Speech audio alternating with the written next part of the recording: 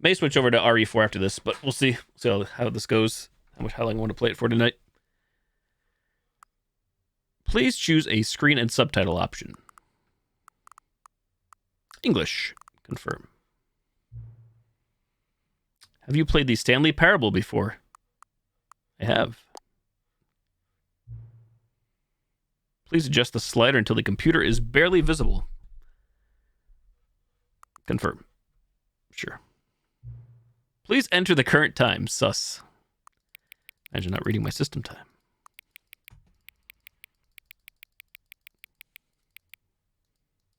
Oh. Wait a minute. There we go. Hey there, Witchy. Enjoy the wings. Thank you for the Prime Gaming sub. I saw I did it while I was offline. Much appreciated. Thank you again. Where does the month go? 8/21. Confirm. Note, accessibility settings can be accessed from the main menu. Okay. You are playing the Stanley Parable Ultra Deluxe. Begin the game. Settings, credits, quit to desktop. Settings. Oh, good for you! Jeez, what's up? And how was it? Presentation. What am I looking at? Oh, man. General. Language. Show subtitles. Subtitles. Subtitle size. I'm excited. Background opacity. Set settings. Delete save data. Show content warnings. Interesting. That's cool they have that. What's up, G's? How are you? Show transition labels. Color labels. This is how subtitles will be displayed. One-handed walking, oh my. Audio. 100 all around. Field of view, we can crank this up. Does it go to 90? Video. We got VSync. Borderless. Resolution. Res by res. What the hell does that mean?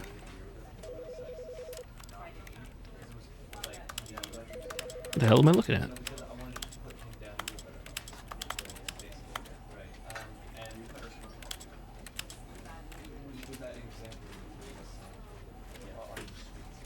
Hey, Angelic, enjoy your pizza. Oh, windowed. I meant borderless. Borderless.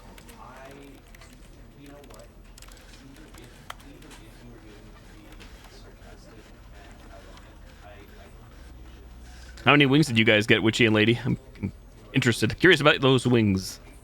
Hey, Lena, how are you? What's going on?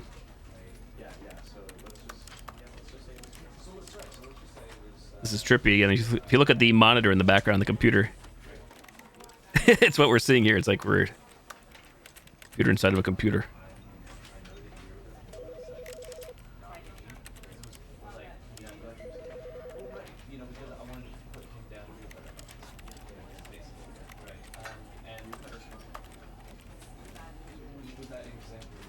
Oh no, stressful situations again? Do you have any time to relax this evening, or is this that time right now? The time that you're here? Begin the game. Just remember, the end is never the end. This is the story of a man named Stanley. Stanley worked for a company in a big building where he was employee number 427. Employee number 427's job was simple. He sat at his desk in room 427 and he pushed buttons on a keyboard. Orders came to him through a monitor on his desk, telling him what buttons to push, how long to push them, and in what order. This is what employee 427 did every day of every month of every year. And although others might have considered it soul-rending, Stanley relished every moment that the orders came in, as though he had been made exactly for this job. And Stanley was happy. And then one day, something very peculiar happened. Something that would forever change Stanley. Something he would never quite forget. He had been at his desk for nearly an hour. Hey, Waluigi. He realized that not 3 one meals, holy crap. single order had arrived on the monitor for him to follow. No one had showed up to give him instructions, call a meeting, or even say hi. Never in all his years at the company had this happened. Morty, how are you? Complete isolation. Something was very clearly wrong. Shocked, frozen solid, Stanley found himself unable to move for the longest time. But as he came to his wits and regained his senses, he got up from his desk and stepped out of his office. You may suffer from ADD, ADHD, or OCD, so you get checked out by a doc. Who's the someone? Not the same my business.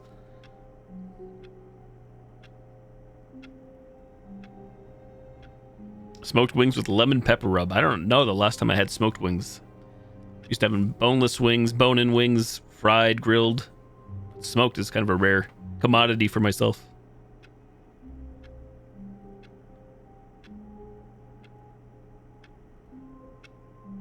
People that know the illnesses. I'm surprised the narrator has not yelled at us shut. Not getting up.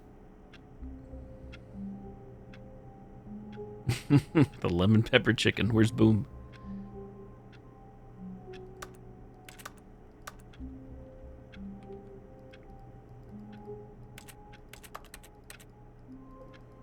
That's me left clicking. Not sure what we're actually clicking on though.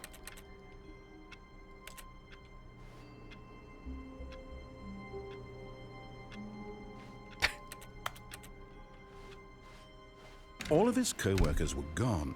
What could it mean? Stanley decided to go to the meeting room. Perhaps he had simply missed a memo. All right, Vorty, sounds good. I understand.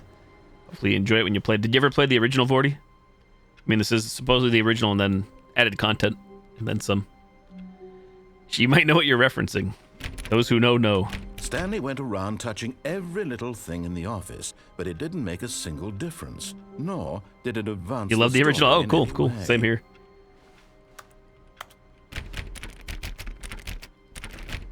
Seems like E or left mouse. Mouse 1 do the same thing.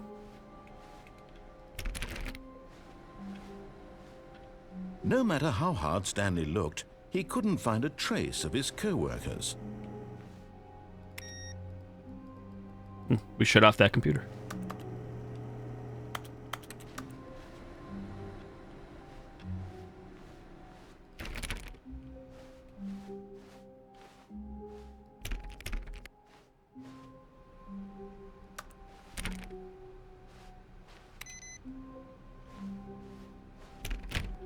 It's been many, many years since I have played this.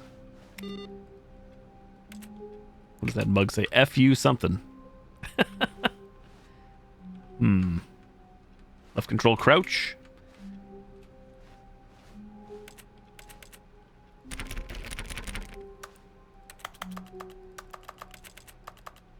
Achievement unlocked. You can't jump. Achievement unlocked. Got your first achievement. Stanley clicked on literally every single door in the office. And the because he semester didn't rush is pick up real. well on cues from his environment.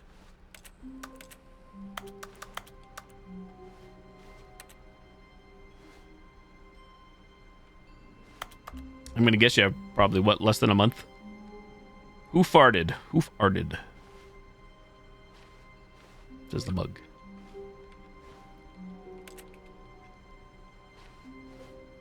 $4.20.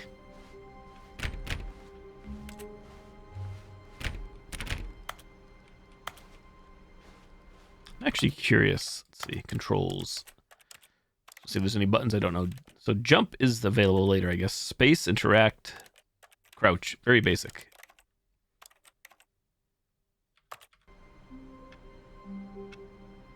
Sass or ass. Why not both? That's it. One more week and then finals week. So 2 weeks. Nice. I hate Mondays. Case of the moon days.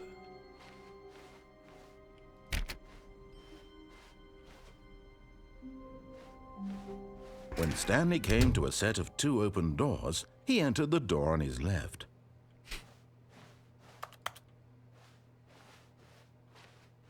This was not the correct way to the meeting room, and Stanley knew it perfectly well. Perhaps he wanted to stop by the employee lounge first, just to admire it. Relatable with the eyebrow wiggle. Ooh, ooh, ooh, oh, or oh, ooh, ooh.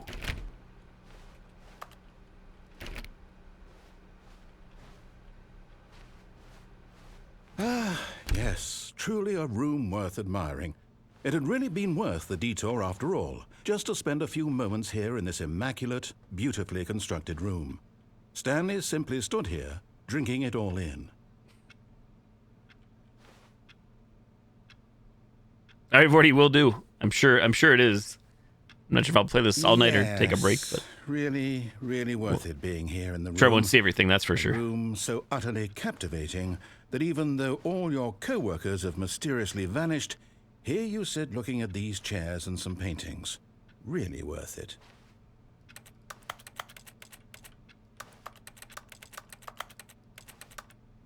At this point, Stanley's obsession with this room bordered on creepy and reflected poorly on his overall personality. It's possible that this Hence is the why accent. everyone left. He's the only British person to ever exist in the history of time. Stanley sat around waiting for more dialogue, but when a long time had passed and there was no more, he decided that the game was trying to send him a message. Any toppings on that, Angelic? On that pizza? It says fuel, F-U-E-L. That was a different four-letter F word. But at last, he'd had enough of the amazing room and took the first open door on his left to get back to business. First open door on my left to get back to business. Nope. Stanley was so bad at following directions, it's incredible he wasn't fired years ago.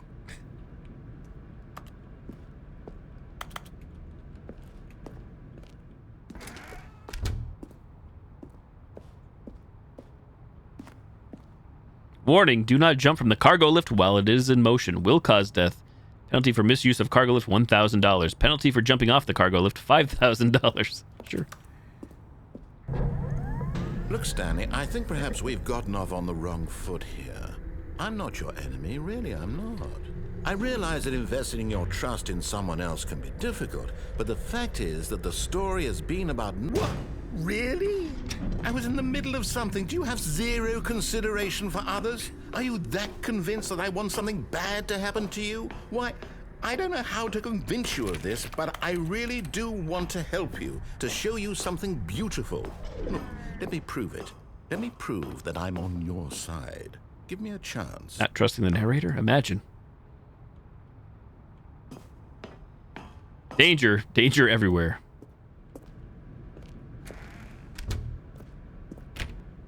Wait, one.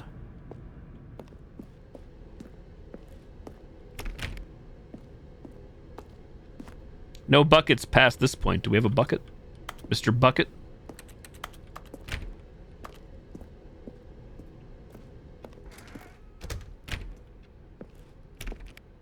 Now listen carefully, this is important. Oh boy. Stanley walked through the red door. Sure. Decisions, like the Matrix. Which one's the, red pill sets you free, right? Combination says meat and veggies, sausage, pepperoni, red onion, mushroom, and green bell peppers. Blue, you say? Let's keep breaking the rules. Why not? Blue. Aha, perhaps you misunderstood. Stanley walked through the red door. I still don't think we're communicating properly. Stanley walked through the red door. Blue. All right, fine. Go ahead, Stanley. You want to know so badly what's out there? You want to find out what lies at the end of this road you've chosen? Well, don't let me stop you. You see? There's nothing here. I haven't even finished building this section of the map because you were never supposed to be here in the first place. Broken rooms, exposed developer textures. Is this what you had wanted? Was it worth ruining the entire story I had written out specifically for you? Do you not think I put a lot of time into that? Because I did. And in the end, it was all for nothing. Because this is what you wanted to see. Help me here, Stanley. Help elucidate these strange and unknowable desires of yours. What would have made this game better? What did you want to see? Vehicles? Skill trees? Work with me. You've given me absolutely nothing so far. Tell you what. Let me take a stab in the dark at a new design, and you can give me some feedback. There we go. A third option. This already feels leaps ahead of where we were before. Go ahead, Stanley. Take it for a spin. Ceiling light, office space. Sure, I'll try it out. Orange. Okay, I'm going to stop you there. Now, tell me about your experience with this new version. Would you say that the game benefited from allowing you more choices? Feel free to be honest. I'm looking for some real critical feedback here. Please rate your experience from a 1 to 5. Is 5 the best? I'm going to go with a 1. A 1? I mean, I can understand if you had reservations, you saw ways the game could be improved to more fully express itself mechanically and artistically, but a 1? That's not even helpful. What am I supposed to do with that? But I guess it isn't my place to judge. Here, based on the data from your previous playthrough, I've compiled a new version. And to be perfectly candid, I think I've knocked it out of the park with this one. Let's take a look. The Stanley Parable Worldwide Leaderboard. Total doors open, doors attempted, steps taken, endings achieved, doors closed, awards won.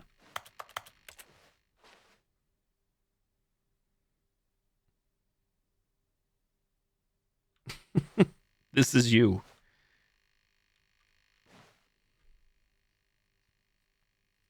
How long does it take you to get to the correct door?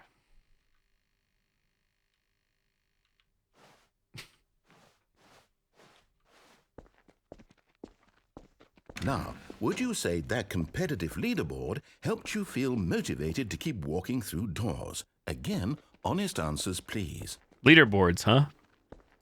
Hey, I nearly forgot. I've got a prototype of a new game I've been working on, and now would be a lovely opportunity to give it some play testing. You wouldn't mind taking a look at it, would you? Perfect. Let me boot it up. In this game, the baby crawls left towards danger. You click the button to move him back to the right, and if he reaches the fire, you fail. It's a very meaningful game, all about the desperation and tedium of endlessly confronting the demands of family life. I think the art world will really take notice.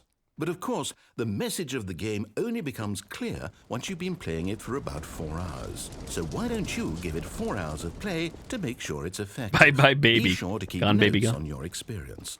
Notes.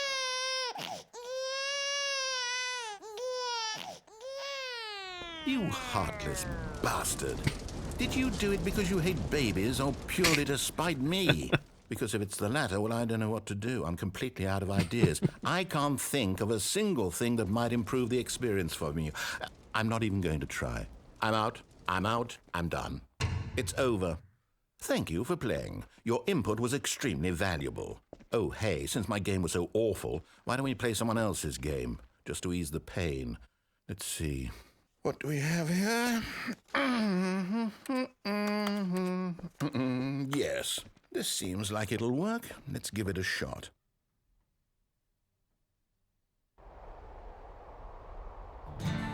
Aha! Fascinating. What do you think this game is about, Stanley? What's our backstory? What is our motivation? Well, it seems obvious to me that you are meant to play as a creepy man spying on innocent civilians below you from up high in your creep tower, perhaps for some sort of twisted erotic purpose. Yes, that must be it. What a fascinating venture into the experience of total mental depravity. So far, I love everything about this game, Stanley, and it seems there's even more. Come, let's venture outward and see what else is out there. To the outside world.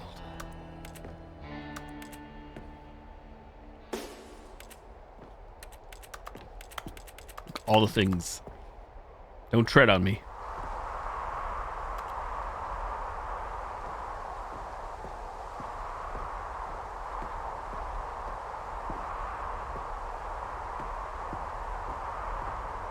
Propane cylinders, huh? Nowhere to go but down.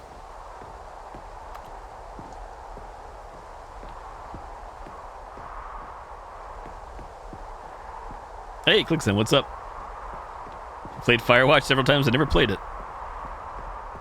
Oh, Is that where we're at? No, it can't be. It is. It's an open world game. Good God, quickly block it off. Toxic. Jonesy Lake. Thank goodness, Stanley. What a close call. You really wandered off into that thing. Wonder if I could have made that it big, past open, that, probably. just wandering around, no right or wrong directions, no path to follow. You can just go in any... Oh, thank heavens we avoided it. We're out of the woods now, Stanley. Okay, I'm going to get us out of here. Let's find another game. Preferably something with walls. Something with nice, big, insurmountable walls. Okay, I think this will be just the thing. Next. Wonderful. See, this is exactly what I had in mind. Just a nice big box for you to run around in. There isn't any possibility that you could get lost here. Now this is game design. Stanley, if you manage to get lost in this game, I will be phenomenally impressed.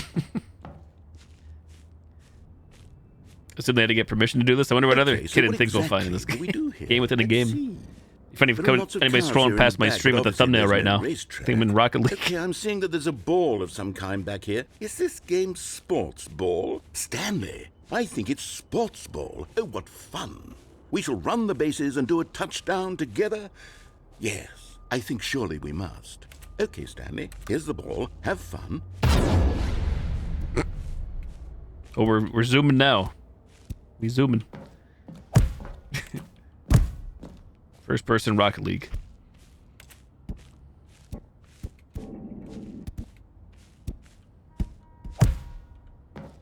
Are you doing it? Are you winning? Is this fun? Is it better than my miserable little story that I worked so hard on? Stanley, I have a thought. And I realize I'm not a sportsologist, but if one ball generates a certain amount of raw adrenal pleasure, then surely multiple balls makes for an even more Three big euphoric balls. sports experience. I'm going to try it out. Here comes another ball. Yes! Oh goodness, that really does feel amazing, doesn't it? Stanley, I'm like a child in a confectionery shop. I simply have to have more. I'm insatiable. More balls! Lord, that's a lot of balls. Oh, your ball handling skills, chat.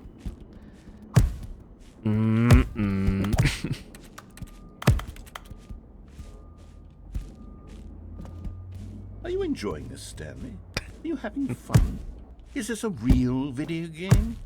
Well, I sure hope you're having a good time, because guess what? It's over. That's right. Your little fun comes to an end. This is my game. We're playing with my balls. I say goes. You get to have fun when I let you, Stanley. Besides, you need someone like me to set boundaries for you.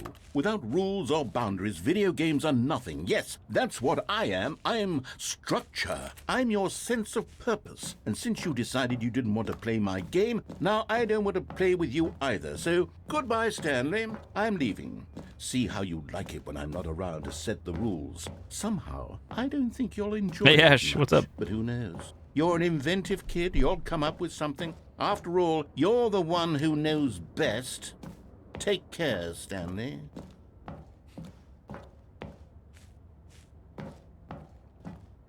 Were you ever trapped in Rocket League? Forever trapped. We came in from that direction. They all look alike. Oh, can we maybe fall down the net?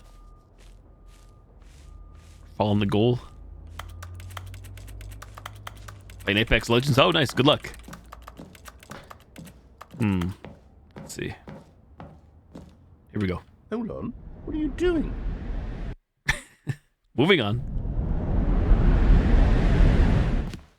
Stanley, don't do that. I can't follow you there. I can't help you. How will you write a story without me? You can't do it. You know that. Stanley, come back.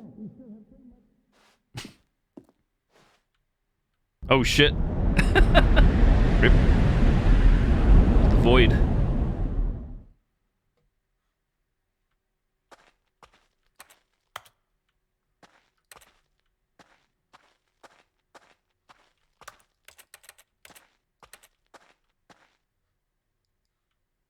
Decision time.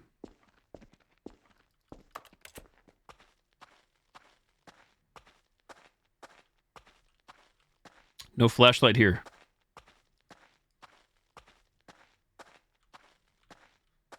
Two doors. Going backwards. seemingly. Towards the light.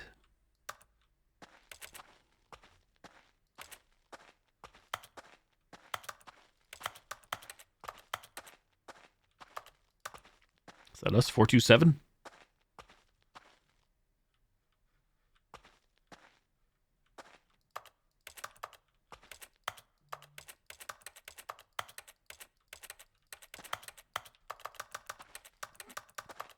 Hackerman.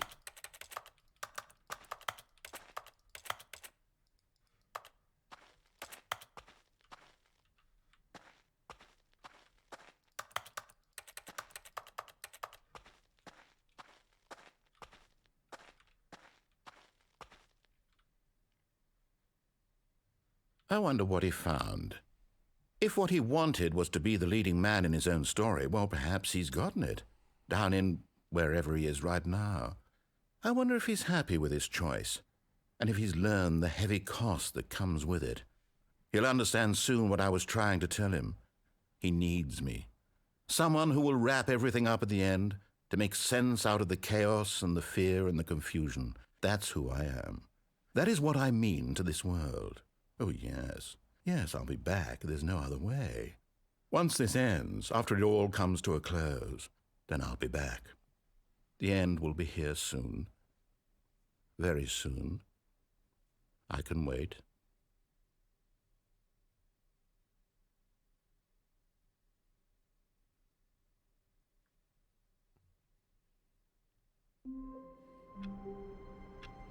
And we're back.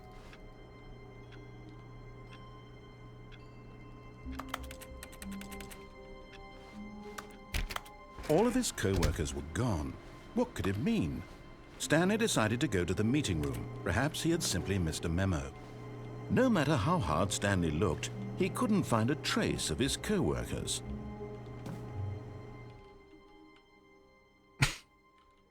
At first, Stanley assumed he'd broken the map, until he heard this narration and realized it was part of the game's design all along. He then praised the game for its insightful and witty commentary into the nature of video game structure and its examination of structural narrative tropes. So, now that you're here, what do you think? Isn't this a fun and unique place to be? Sure. Why don't we take a minute just to drink it all in? Okay, I'm over it now. What do you think? Are you sick of this gag yet? Yes or no? Ah, then in that case, we'll continue. But now, here comes the real question. What do you think would have happened if you had told me that you wanted this to stop? Do you think it would have been particularly different? Would I have taken the same idea but rephrased it superficially to fit that answer? Perhaps you never would even have thought of it if I hadn't brought up the issue in the first place. Oh, now think about it. Will it be worth it for you to restart and then come back here just to do the other option? Clearly, this whole gag takes some time. What if the other option is even longer? How long will you spend in total just to have heard all the narration? Good questions. And this is Rich. Perhaps you've just played the other option, and now you've come to see what happens in this one. So, what do you think? Which choice was the better one? Imagine if you had selected continue on your first playthrough, how tantalizing it would be not knowing what happens when you pick the other option. Indeed, you are one of the lucky ones. Though if the other option is really miserable to listen to, then perhaps you're not. In fact, I'm just going to say that no one who's listening to this is lucky. Well now, I've built up the other option so much that I'm going to stop talking and leave you to your decision whether to come back here, continue with the game, or just sit in this spot forever and ever. Cheers. Cheers.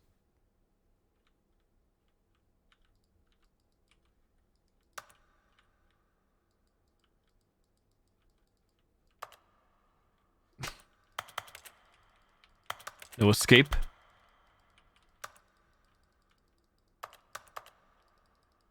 I cannot click yes, I cannot click no. Forever lost in the void.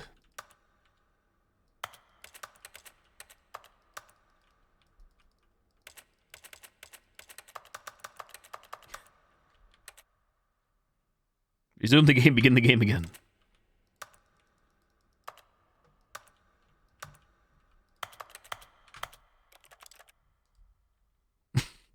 Reload. I go next? All of his co-workers were gone. I do want to try the other option. What could it Not mean? gonna lie. Stanley decided to go to the meeting room. Perhaps he had simply missed a memo. No matter how hard Stanley looked, he couldn't find a trace of his co-workers. Flip out of reality. At first, Stanley assumed he'd broken the map until he heard this narration and realized it was part of the game's design all along. He then praised the game for its insightful and witty commentary into the nature of video game structure and its examination of structural narrative tropes. So, now that you're here, what do you think? Isn't this a fun and unique place to be? Why don't we take a minute just to drink it all in? Okay, I'm over it now. What do you think? Are you sick of this gag yet? Well, I don't know how to say this politely, but you could literally just hit escape and restart the game any old time you want, like right now. You could have done it just then. Now would also be an appropriate time to quit. Any of these points and so many, many more, all of them are appropriate. I'm enjoying what seems to be an internal conflict going on where you are literally unable to act on your own desires to restart the game. So, just to push the envelope, I'm going to try and make this as miserable as possible and see how long you can maintain.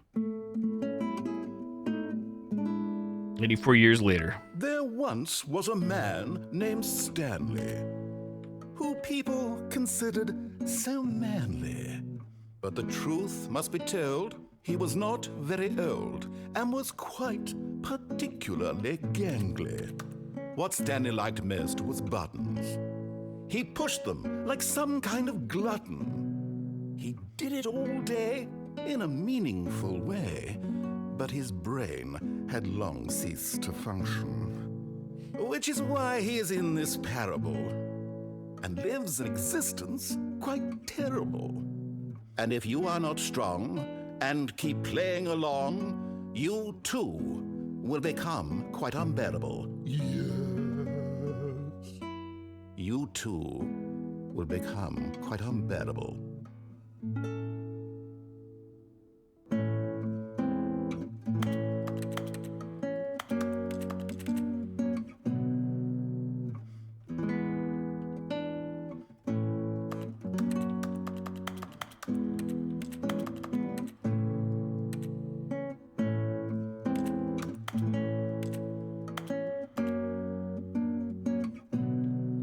How long do we wait?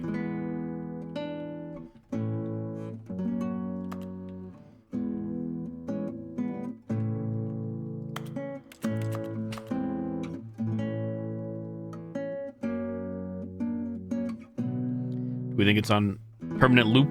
I think it might be.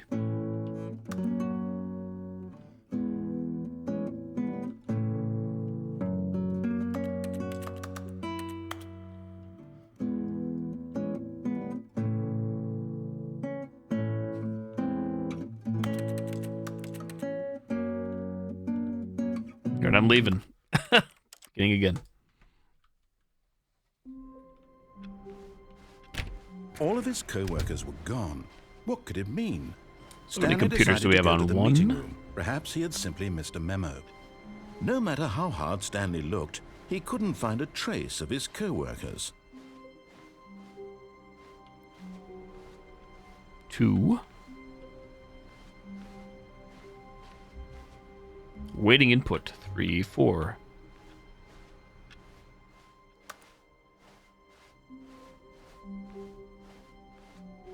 When Stanley came to a set of 2 open doors, he entered the door on his left. Go left. 420. Please. Keep out but high. Left door. Yet there was not a single person here either. Feeling a wave of disbelief, Stanley decided to go up to his boss's office, hoping he might find an answer there. Do not alter without consulting whiteboard manager. Rip friends. Meeting room, floor 4XX.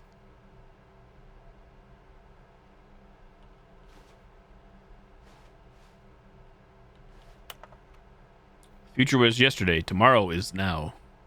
Tomorrow, complete today's unfinished agenda items. What's that? Right next day's agenda. Reflect. Number of slides on this slide. Slides, chart, slides, and chart. Rate at which charts on the same slide depict the same information. Rate of increase in graphs per slide. Please, no more charts. Please, I'm begging. Stop. Boss appreciation minute. Thank you for the host, Ash. What do people want? Things, money, more money, things, but with money to buy more things, graphs about things and money. Bi-quarterly post-review review. Your dreams for the future. Talk radio. Tips for not getting fired. Talk less.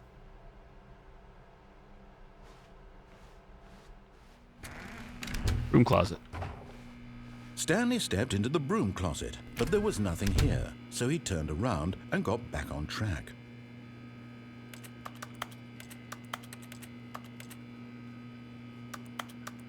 There was nothing here. No choice to make, no path to follow, just an empty broom closet. No reason to still be here. Duct tape, some wrenches. It was baffling that Stanley was still just sitting in the broom closet. He wasn't even doing anything. At least if there was something to interact with, he'd be justified in some way. As it is, he's literally just standing there doing sweet FA.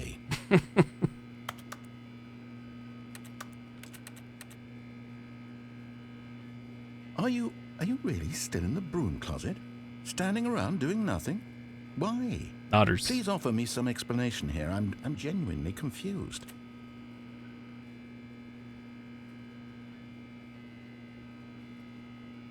That hum from the light, though. You do realize there's no choice or anything in here, right? If I'd said Stanley walked past the broom closet, at least you would have had a reason for exploring it to find out. But it didn't even occur to me because literally this closet is of absolutely no significance to the story whatsoever. I never would have thought to mention it.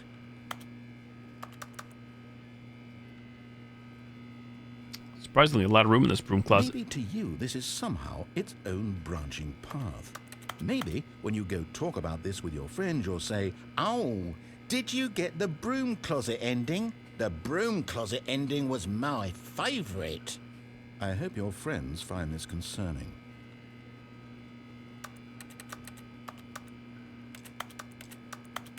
Stanley was fat and ugly and really, really stupid. He probably only got the job because of a family connection. That's how stupid he is. That or with drug money. Also, Stanley is addicted to drugs and hookers.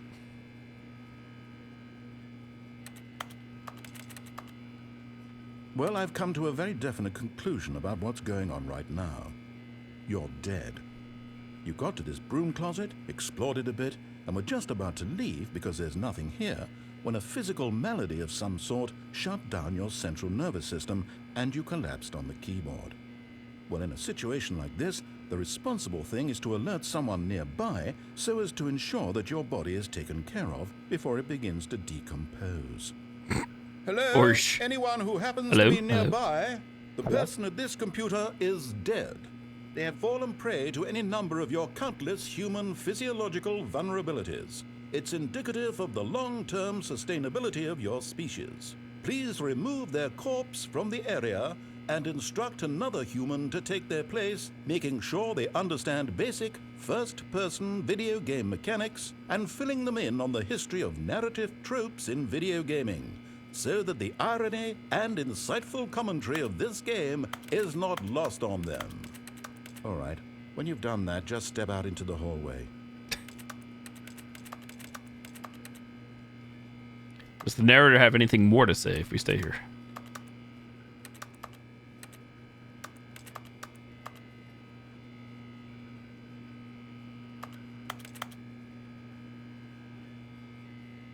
That one shelf is way up there.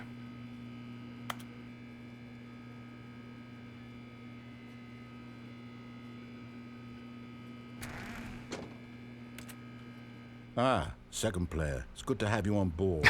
I guarantee you can't do any worse than the person who came before you. If we go back in. You too? Unbelievable. I'm at the mercy of an entire species of invalids. Perhaps there's a monkey nearby you can hand the controls to. A fish? Fungus? Look, you can hammer out the details. I'm not particularly picky. I'll just be waiting for when you're ready to pick up the story again.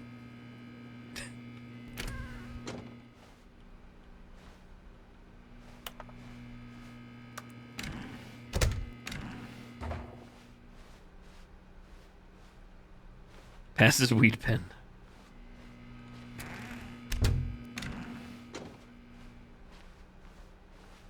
Coming to a staircase, Stanley walked upstairs to his boss's office. Edge going up. We're leaving. Red light district.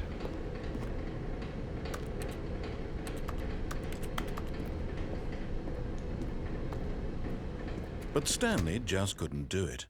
He considered the possibility of facing his boss. Admitting he had left his post during work hours, he might be fired for that. And in such a competitive economy, why had he taken that risk? All because he believed everyone had vanished?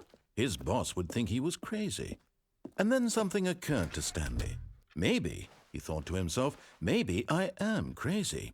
All of my co-workers blinking mysteriously out of existence in a single moment for no reason at all? None of it made any logical sense. And as Stanley pondered this, he began to make other strange observations. For example, why couldn't he see his feet when he looked down? Relatable. Why did doors close automatically behind him wherever he went? And for that matter, these rooms were starting to look pretty familiar. Were they simply repeating? No, Stanley said to himself, this is all too strange. This can't be real. And at last, he came to the conclusion that had been on the tip of his tongue. He just hadn't found the words for it. "I'm dreaming!" he yelled. "This is all a dream." Oh, what a relief Stanley felt to have finally found an answer, an explanation. His co-workers weren't actually gone. He wasn't going to lose his job. He wasn't crazy after all. And he thought to himself, I suppose I'll wake up soon. I'll have to go back to my boring real-life job pushing buttons. I may as well enjoy this while I'm still lucid. So, he imagined himself flying and began to gently float above the ground. Then he imagined himself soaring through space on a magical starfield, and it too appeared. It was so much fun, and Stanley marveled that he had still not woken up. How was he remaining so lucid? And then perhaps the strangest question of them all entered Stanley's head. One he was amazed he hadn't asked himself sooner. Why is there a voice in my head dictating everything that I'm doing and thinking? Now the voice was describing itself being considered by Stanley, who found it particularly strange. I'm dreaming about a voice describing me, thinking about how it's describing my thoughts, he thought. And while he thought it all very odd and wondered if this voice spoke to all people in their dreams, the truth was that, of course, this was not a dream. How could it be? Was Stanley simply deceiving himself, believing that if he's asleep, he doesn't have to take responsibility for himself? Stanley is as awake right now as he's ever been in his life. Now, hearing the voice speak these words was quite a shock to Stanley.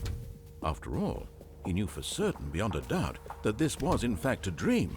Did the voice not see him float and make the magical stars just a moment ago? How else would the voice explain all that? This voice was a part of himself too. Surely, if he could just... He would prove it. He would prove that he was in control, that this was a dream. So he closed his eyes gently, and he invited himself to wake up. He felt the cool weight of the blanket on his skin, the press of the mattress on his back, the fresh air of a world outside this one. We're still moving. Let me wake up, he thought to himself. I'm through with this dream. I wish it to be over. Let me go back to my job. Let me continue pushing the buttons. Please, it's all I want. I want my apartment and my wife and my job. All I want is my life exactly the way it's always been. My life is normal. I am normal. Everything will be fine. I am okay.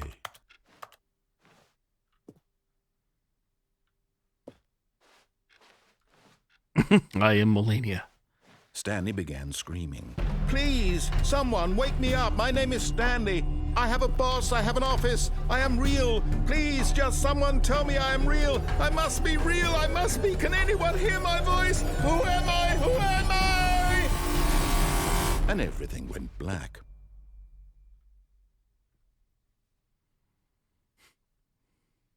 This is the story of a woman named Mariella. A different M. Mariella woke up on a day like any other. She arose, got dressed, gathered her belongings, and walked to her place of work. But on this particular day, her walk was interrupted by the body of a man who had stumbled through town talking and screaming to himself, and then collapsed dead on the sidewalk. And although she would soon turn to go call for an ambulance, for just a few brief moments, she considered the strange man. He was obviously crazy. This much she knew. Everyone knows what crazy people look like.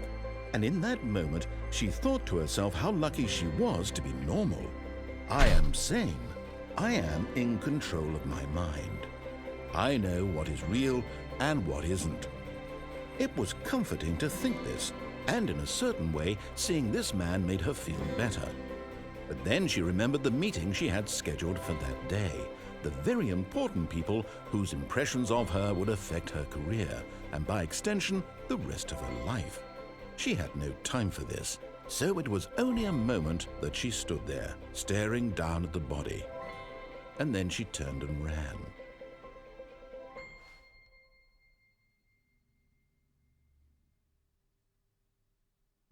The end. So close yet so far. Even now, Stanley's office was a distant memory. What did it look like?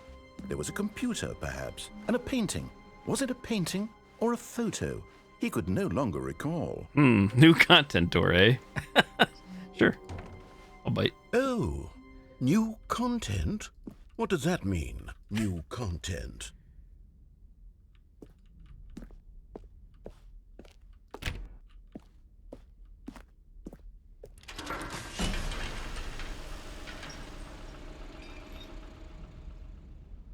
Loading.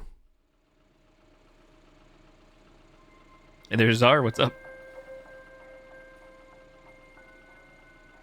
Hello, and thank you for playing the Stanley Parable Ultra Deluxe. As you may know, the Stanley Parable was a video game released in 2013 on home computers. After receiving critical and commercial success, it was expanded upon in 2022 with the Stanley Parable Ultra Deluxe, a reimagining of the game for consoles and home computers. The Stanley Parable Ultra Deluxe features exciting new content that broadens and expands the world of the Stanley Parable, delighting audiences the world over. Hershey Park Ride.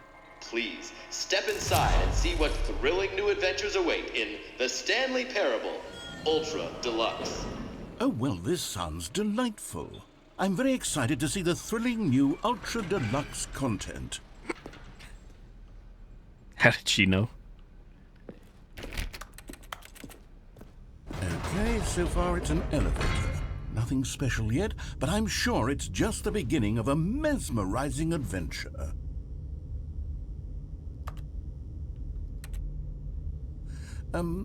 Is it broken? What's going on here? Should we be moving somewhere or... Oh, there we go. All right, finally, at long last, it's on to the new content. I've never been more ready. Let's do it.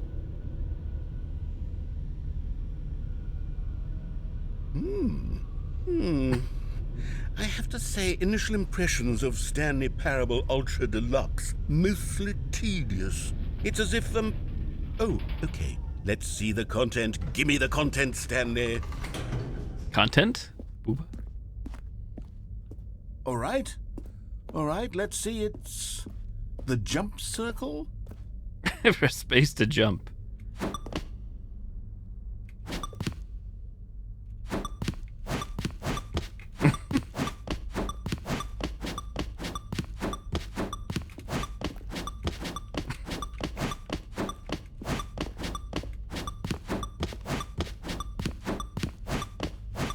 You like the ding-a-ling, my ding.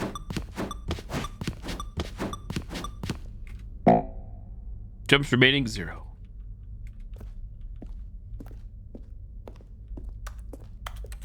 Is that it? Surely that's not all the new content. There has to be something else, right? Moving on. Another elevator. Stanley, I have to say, initial impressions of this game are not positive. It's just elevators and jumping. Is this what passes for exciting new content? If this is new content, then I could just read you the whole dictionary. There's 20 hours of new content right there. Hell, I could count to 30 trillion. You could put that on the box. The Stanley Parable Ultra Deluxe, now with over 1,000 hours of new content. And oh, wait. There's more. Very good. Yes. I knew there had to be something else. Let's see it. I'm ready for whatever it is. Ahoy, boom.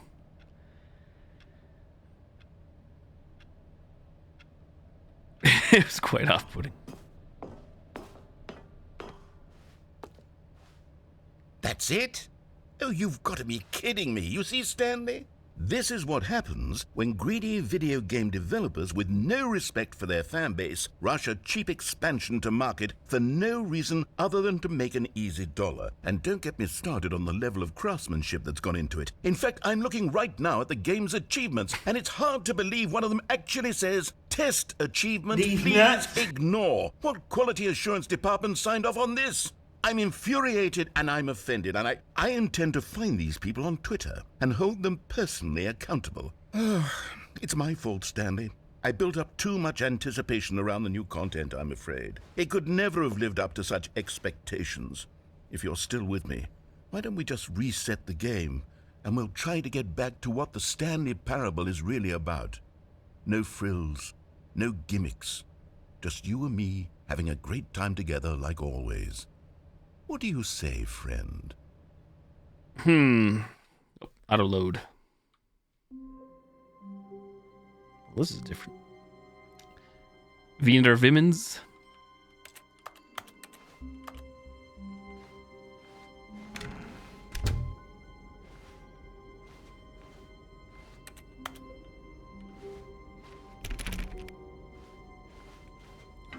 Psst!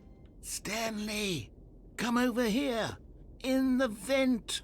I want to show you something.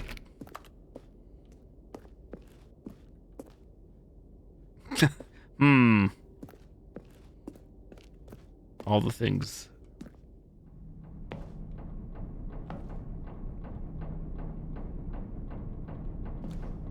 Coffee nut.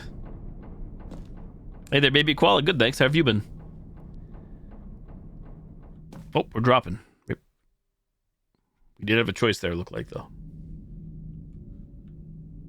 Okay, you remember how cheap and unsatisfying the new Ultra Deluxe content turned out to be? Well, it got me thinking about the past and how much better the Stanley Parable used to be. So I made something special and tucked it away here where the game's developers won't find it. Just our little secret. Take a look.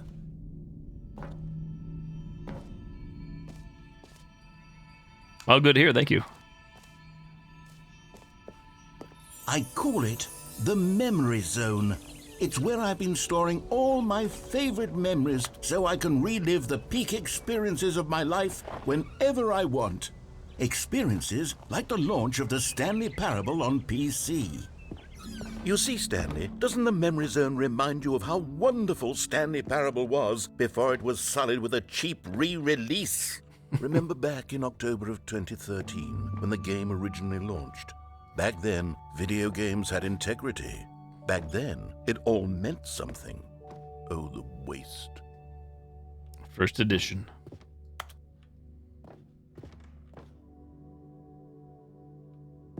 Audience award. Good times.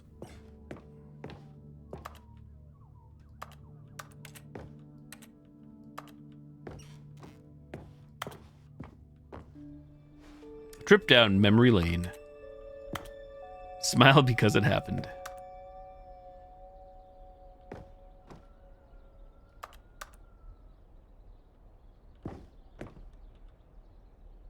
Unachievable. It is impossible to get this achievement. Go outside. Don't play for 5 years. touch grass. New video game releasing today, Thursday, October 17th, 2013.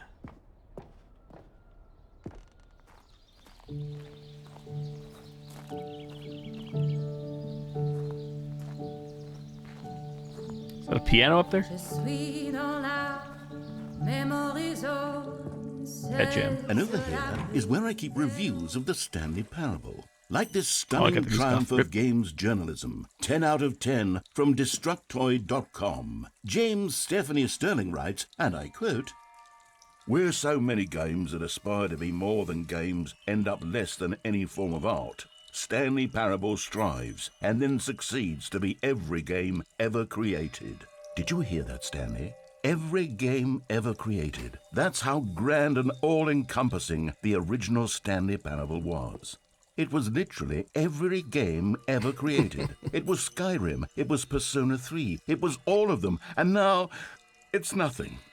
It's no games at all. It isn't even the Stanley Parable anymore. It's just a husk now.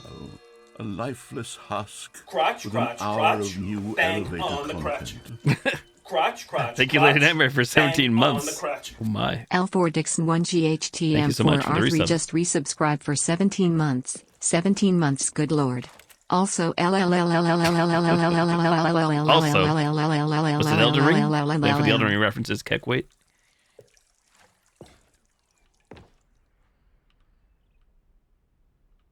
Down or up? What's down?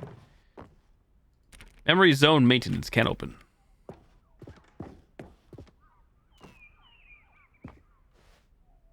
Person of the year. Is that me? Hey, Squee, what's up?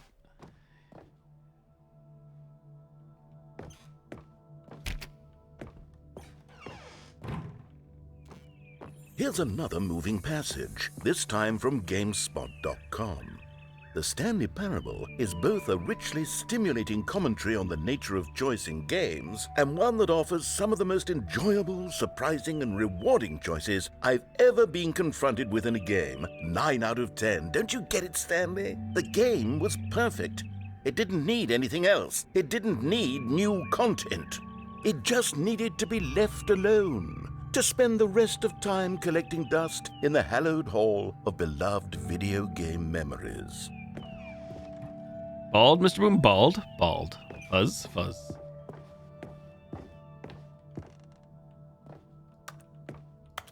What do we got? The Serious Room 2013. My jump button doesn't work, Zed.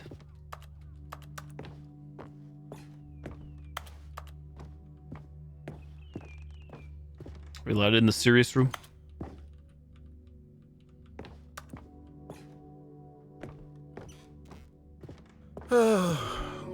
These were simpler times, Stanley. But I wouldn't give to go back, to have it all over again. Play co-op every once a week, Mr. Boom? Wait, hang on. I don't recall this part of the memory zone before. What's this? What's down here? Who? Oh no. Oh God, no. Stanley, it's a collection of reviews from Steam, the online video game distributor. I haven't looked at these in years. I can't even imagine what's been collecting down here. Surely these reviews were glowing as well, weren't they? Half-Life 2? Honestly, I could not be bothered to play this game to full completion. The narrator is obnoxious and Should have left a negative review. unfunny, with his humor and dialogue proving to be more irritating than entertaining. Unfunny! I'm not trying to be funny. I'm trying to make a serious work of art. I suppose I could write up a handful of gags to insert into the Stanley Parable, but the game is already such a densely layered web of profound philosophical insights that I can't even imagine where I'd have the room to stick them. Generator? I hope it's real. I would think it would be. Oh, we got more? Retext. Oh, we got more. Okay, let's see what this one says. While the idea for the game is good, for someone who prefers non-linear games, this preachiness gets annoying fast. Preachy? Stanley? I'm not preachy, am I? You can tell me if I'm preachy. Honestly, you can. Oh, goodness. This is actually quite shocking for me. I always, well, to be honest, I had always thought of the game's dialogue as being rather terse to begin with. You can't know how much fluff I cut from the game to get it to feel as light and airy as it... Well, I always thought it did. But maybe it wasn't. Dear, what an awful memory to have to hold on to. These black marks on my otherwise unimpeachable track record. I feel like a failure. Like I let these people down. Perhaps the Stanley parable isn't quite as sterling as I always remembered. Sound of sloshing around, dropping. What's this one got to say?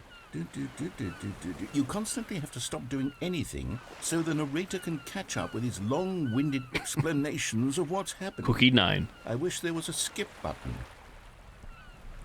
A skip button? Well, yes. Yes, I think we can do that. If I'm truly too preachy, then maybe letting you skip ahead for just a moment, surely it couldn't hurt. Not if it means we can strike these negative reviews from the record. Only positive reviews of the Stanley parable. That's my motto today, and it's always been my motto. I'd do anything for the customer, Stanley. Yes, a skip button we shall have. Skippity skippers. And here it is. Go ahead and give it a shot. I'll pop you forward in time so that the second my incessant droning starts to bore you, with just the push of a button, you'll have zipped right past it. It's what the players have been asking for, and I'm very proud to have delivered. No more listening to me rambling on and on and on. No. The Stanley Parable is a game for the people, and if the people want silence, then by goodness, that's what they're going to get. Well, don't sit around waiting for me to shut up. Go ahead and make me shut up. Here, we'll pretend that I've just begun an interminable monologue, and it goes something like this. The story and the choices, or what have you, and therefore by becoming it is, so on and so forth, until inevitably we all until the end of time, at which time everything all at once, so, now you see, blah blah blah blah blah blah blah blah blah blah blah blah blah blah blah. We've eaten too much and it can't be just yet, no, until 245. Got the logic of elimination working backwards, Do you think he'll stop? Therefore becomes impossible to manufacture. It went on for nearly 10,000 years, until just yesterday, here and there, forward and back, and never a moment before lunchtime. It can't be. It's the only thing there is. How many billions left until so much more than forever ago? Which is why I say... the story and the choices, or what have you, and therefore by becoming it is, so on and so forth, until inevitably we all until the end of time, at which time everything all at once, so, now you see, blah blah blah blah blah blah blah blah blah blah blah blah blah blah. We've eaten too much and it can't be just yet, no, until 245. Got the logic of elimination working. Oh, you're back, you see. You were only frozen in time for a few minutes, but it was plenty of time for me to deliver a long, rambling monologue full of unnecessary verbal flourishes and lengthy ruminations on the nature of choice in video games. Of course, I happen to believe it was perhaps one of my more profound such ruminations. Not that, of course, you need a description of it, but if I had to describe it, I'd say it was perhaps less of a rumination and more of a treatise. Well there, sport. You really did catch me rambling on a bit, didn't you? But that's the power of the button. The minute I start to go off on a thoughtless display of self-absorption, it's right at your fingertips to go poof, and it's all over. Oh, I can't wait to see what Cookie 9 will say about this, and whether they'll edit the rating of their Steam review, or at least change some of the wording, perhaps. To be honest, I don't even know if one can change their review in the first. Okay, welcome back, Stanley. Now, I should say that the amount of time the button has been skipping through is becoming longer and longer. That last one was, well, I want to say maybe 30, 45 minutes? It's not unendurable by any means. You've lost the door. Well, there's really only so much I can ramble on to myself about. I know, it's shocking, isn't it? But at any rate, I do suggest that we not press the button again. Stanley, please don't push the button again. It's been 12 hours. You've just been frozen there. I don't know why the skips are getting longer, but they're really, truly getting longer, and my God, there's no way out of the room. Stanley, the door is gone. It's completely gone. I've looked at it from every angle. I've checked every one of those walls 1,000 times. And there's no door, Stanley. There's no door. There's just you and the button. Oh, Stanley, you're back. You're back. Oh, my goodness. I have someone to talk to again.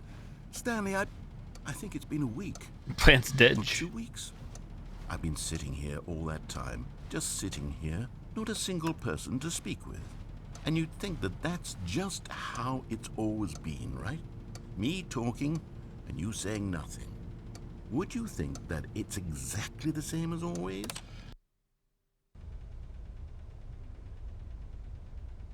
Oh, hello. It's you. You're here again. Welcome. I have had time to think about you and about us and about everything we've been through. I've had so Assume the much bulbs have burned out. time. I stopped keeping track after a year. Have you ever sat down in one place and not moved for one entire year? Let me describe it for you. To begin with, there is only regret. There is only the turning wheel.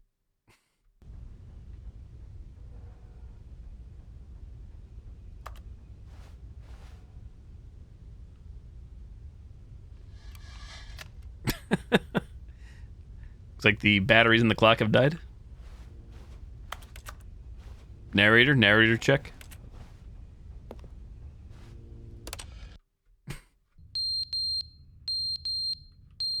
Hello.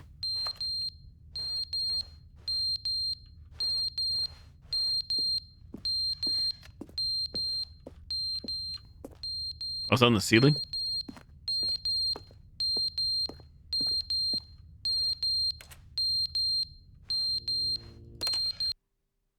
But they didn't understand the game was never meant to be funny. It was meant to have a point. It was meant to speak to the human condition. But where are the jokes? Where are the jokes? They bemoaned, they screamed, they gnashed their teeth and said, entertain us. It wasn't enough. They had to leave a pathetic little thumbs-down review and make all of their pitiful demands. But then, he's talking too much.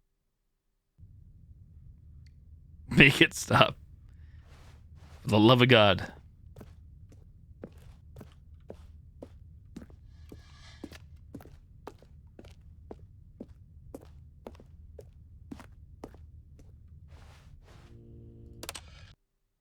The end is never the end, is never the end, is never the end, is never the end, is never the end, is never the end, is never the end, is never the end, is never the end, is never the end, is never the end.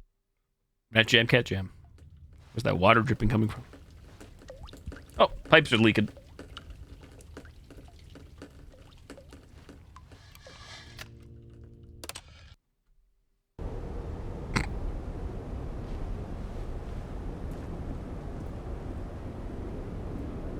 How long has it been crumbling?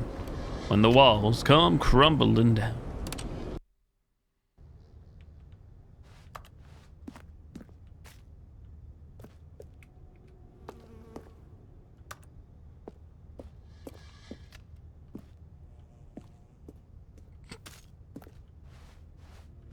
Narrator check.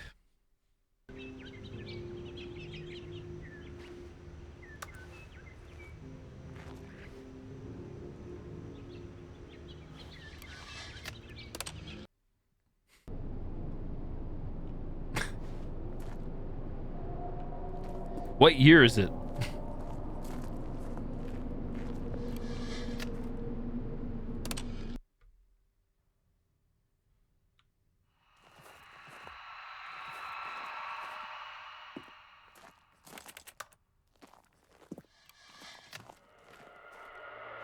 Spoopy.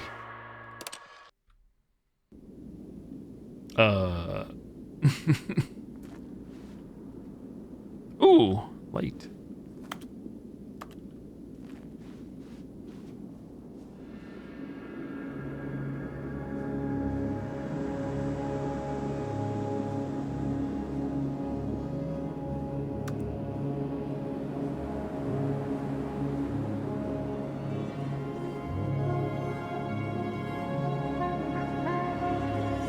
Which way do we go? Follow the sun?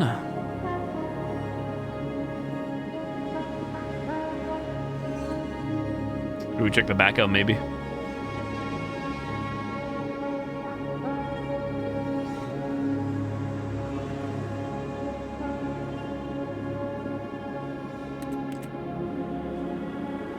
To the roof. Nope.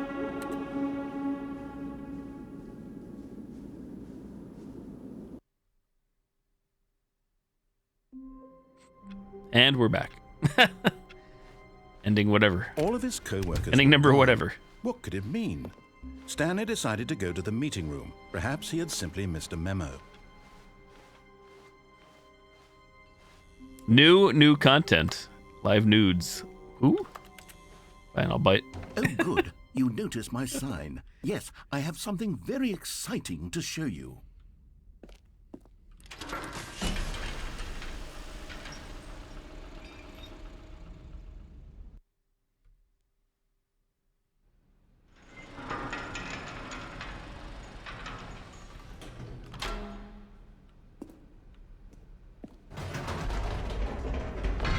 You see, Stanley, I've been reflecting on the Stanley parable and about how roundly disappointing this ultra deluxe version has turned out to be.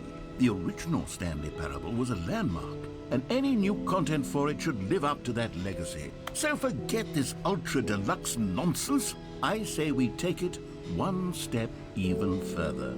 Which is why I'm very proud to announce for the first time ever, the Stanley Parable 2. Poggers.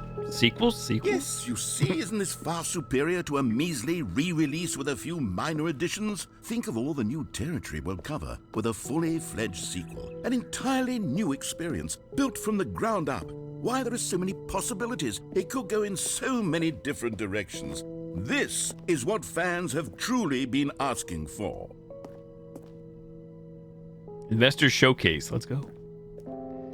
Taste the sequel. New and tasty.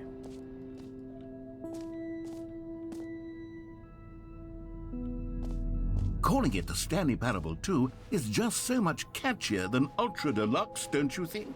Ultra Deluxe? What does it even mean? But the Stanley Parable 2, now that's an artistic statement right there. It's future-oriented. It screams progress and innovation and long-term franchising potential.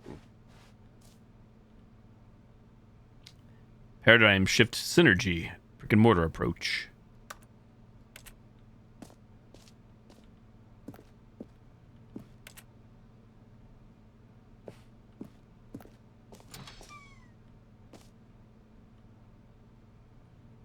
Now, to be clear, I haven't quite nailed down what exactly the Stanley Parable 2 is going to be, but let's take a look at some of the features I've been developing for it.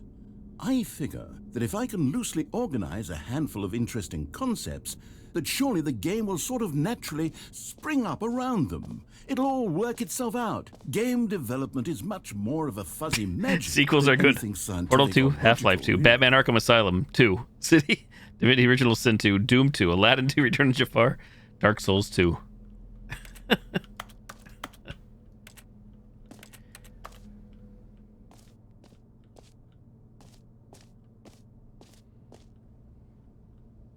Valued investors, this way to the show floor.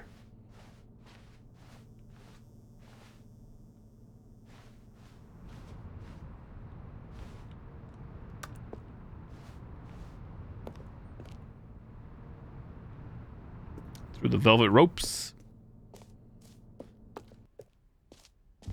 Here we are. Go on, try out some of the new features. Exclusive button that says the name of the player that is playing the game. That's new. Name. Hear your name in the game. Enjoy the new features. Check out all the things. For the Stanley Parable 2, I asked myself, what do players really want? And of course, the first and most obvious answer is that they want to be individually recognized and validated as people. So with that in mind, my first addition to the game is this button which speaks the name of the person playing the game. Isn't that wonderful? The button that says the name of the player that is playing the game. Try it here. Name. Jim. Sorry, I should have clarified. Right now, the button only says the name Jim. But of course, in the final game, this button will say your name, whatever name that is. Here, let's have you role-play as Jim to really simulate the full experience of this feature. Just play along. I promise you'll love it. Okay, here we go. Let's take a deep breath, clear your mind, forget whoever you are, and simply become a person named Jim. I want you... Jim. Whoa, hold on. I wasn't finished setting up the backstory. If you don't properly roleplay as Jim, then you'll never understand the impact of this button. Otherwise, it's just a stupid button that says somebody else's name. Okay, we're doing it again, and this time let me finish first. Now, allow yourself to become Jim. Imagine yourself driving to work as Jim, playing frisbee on the weekends as Jim, staying up all night for a popcorn and horror movie sleepover as Jim, developing a crippling substance addiction as Jim, rediscovering yourself through fringe religious groups as Jim, and finally dying a slow death at an old age surrounded by members of your cult as Jim. Do you feel it in your soul? Are you really, truly Jim right now? If so, Slim Jim. then please step forward and press the button.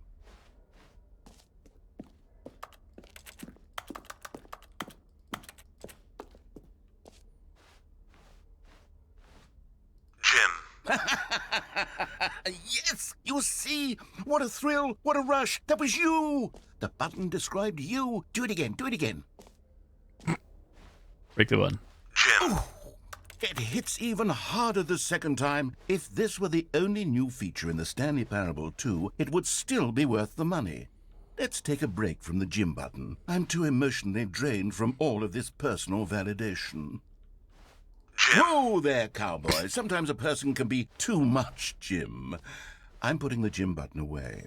Otherwise, soon you'll start to lose all sense of who you actually are. Right to the floor it goes. Religious group, do you mean a cult?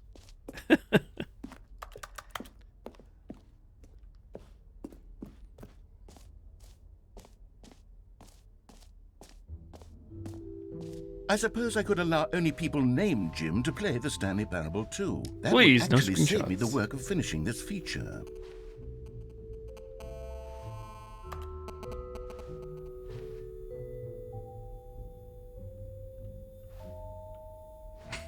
Ray tracing.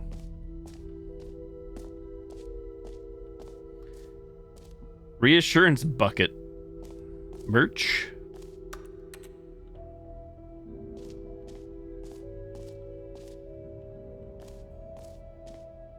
Okay, I'll be honest, I haven't yet decided on this one. I think that in the new version, the office could use a bit of decoration, like balloons. But I'm undecided on Get Well Someday and Happy 12th Birthday. Which would you go with? Happy 12th birthday. You know, sometimes when you solicit another person's opinion, it makes you Stepniece. realize that you knew which one you actually really wanted all along. Get Well Someday it is.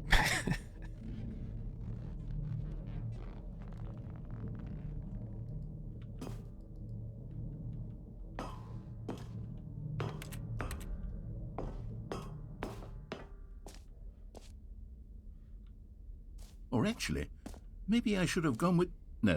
No, I've made my decision. We're moving on.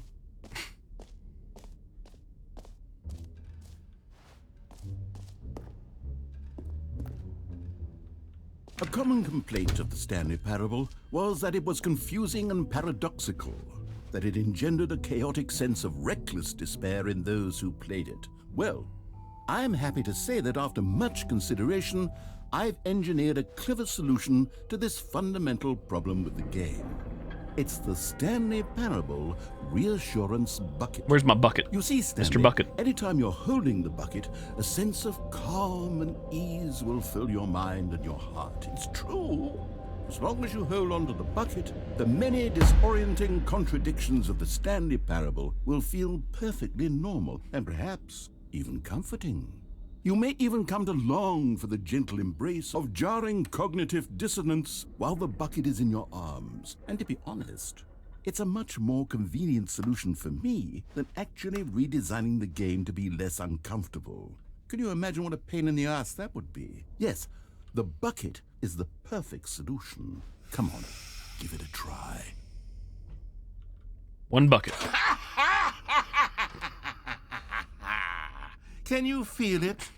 The glow of comfort, even in the face of crushing despair, must already be sweeping through your body. And in fact, can I say that I do believe the bucket lends you an air of charisma as well? I think that just holding it has made you the slightest bit more attractive as a person. Oh, thank you. The benefits of the bucket seem to go on and on, don't they? All this and more await you in the Stanley Parable 2.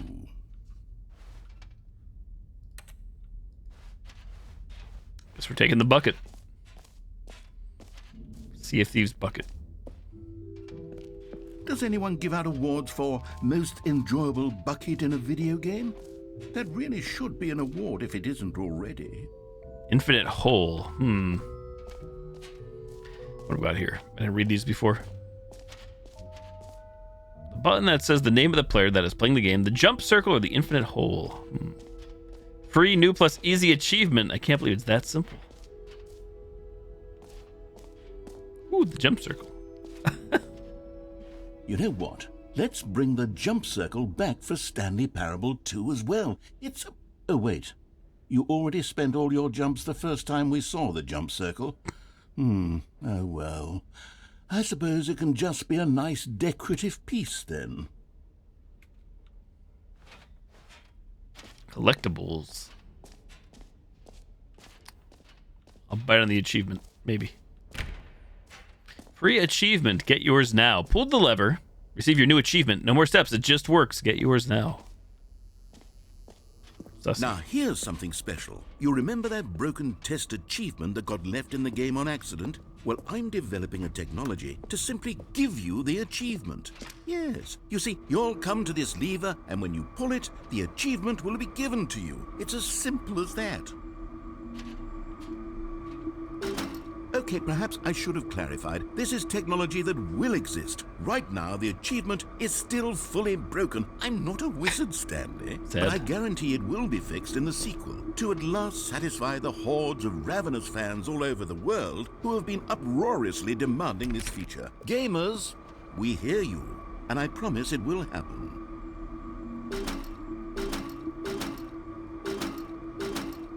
This is a sequel? It seems like it. You could say it is. My achievement is broken.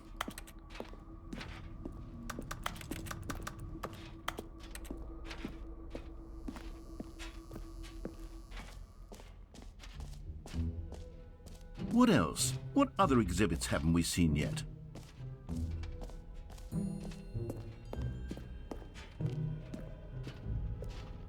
Collect them all. Can you find them all? Can you find them? Can you find them? Ah, collectibles. Now it's a real video game. In the Stanley Parable 2, you'll run around gathering up these miniature Stanley figurines. And what's truly innovative is that there will be no reward for collecting all of them. I don't want to stifle the intrinsic joy of watching a number go up. You simply collect all of them, and then you move the hell on with your unremarkable life.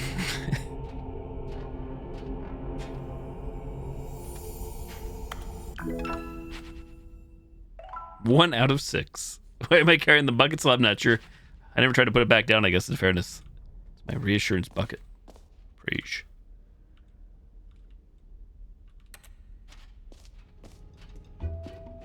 God, it really is the worst when you collect everything in a video game and then they give you a big fancy reward for it. Absolutely tragic.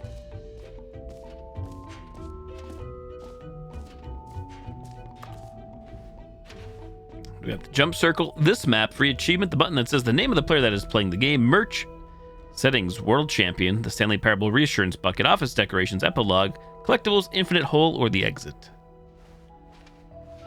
Disgusted and homestuck. Oh.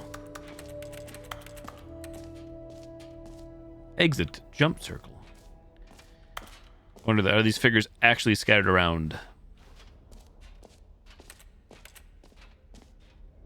And if so, how easy are they to find, or how hard are they to find? Is that all just a trick?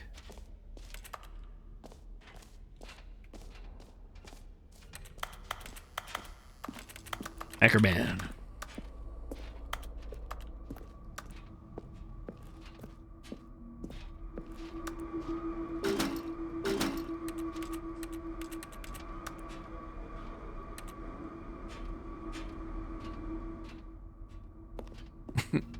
Is the infinite hole the ending?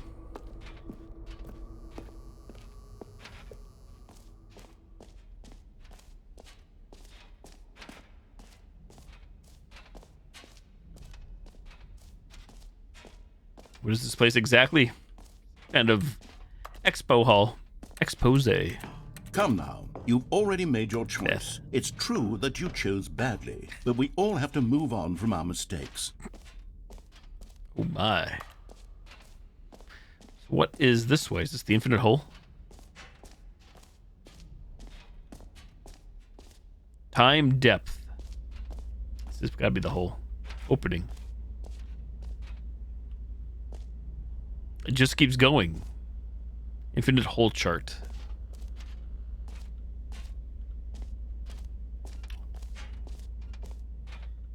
Stanley, here's an idea that I'm truly fond of. It's never been done before in a video game.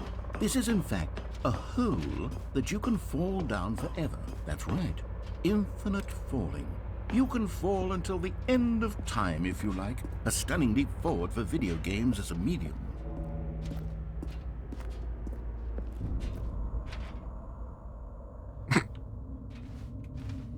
Going in the hole, chat. We're going in. Infinite hole. You see, isn't it wonderful?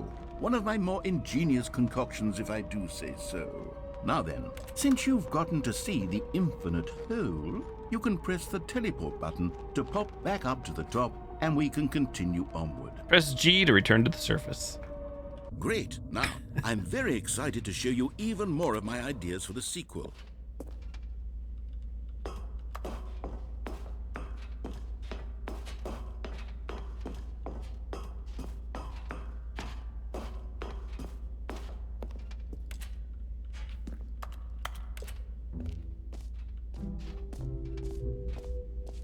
Yet to come across any more collectibles.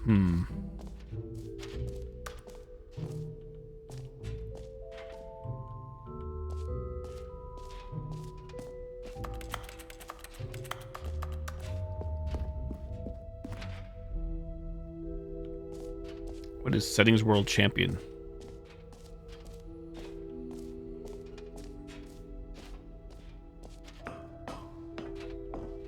Epilogue.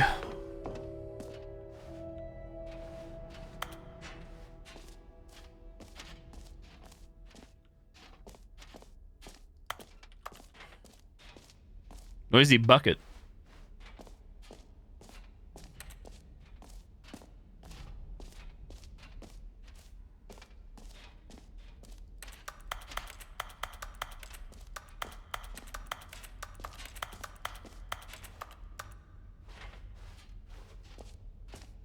So I shall make my way towards the supposed exit and see what happens. You are here.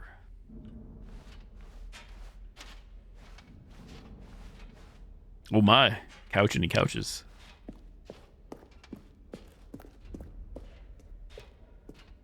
All right, have you seen everything you wanted to? Ready to move on now?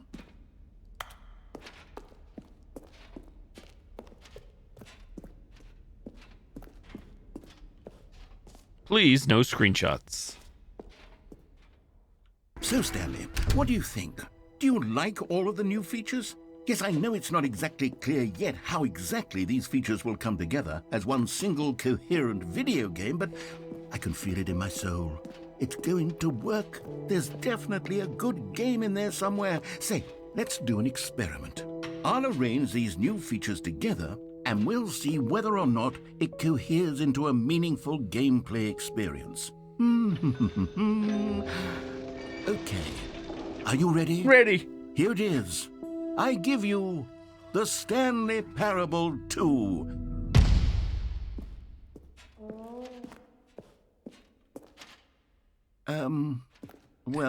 I mean, there's potential here, right? It's sort of... Okay, never mind. Hold on. Let me do a different arrangement. Okay, yes, this is much better. I feel good about this. Here we go.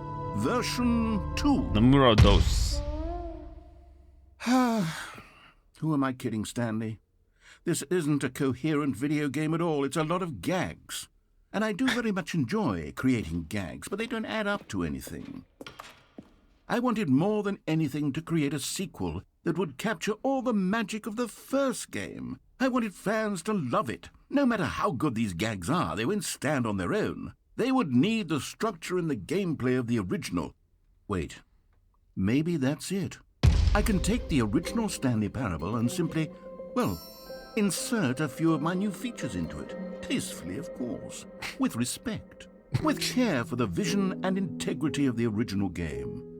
Would it possibly work? I suppose it could. But it would need a really, really tremendous title screen. A title screen that says with bold and uncompromising conviction, "This is the Stanley Parable 2." Let me see if I can whip something up. All right, perfect. Go ahead. Take a look.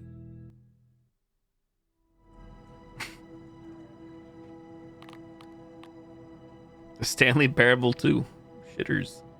In the game settings credit. Exit to desktop.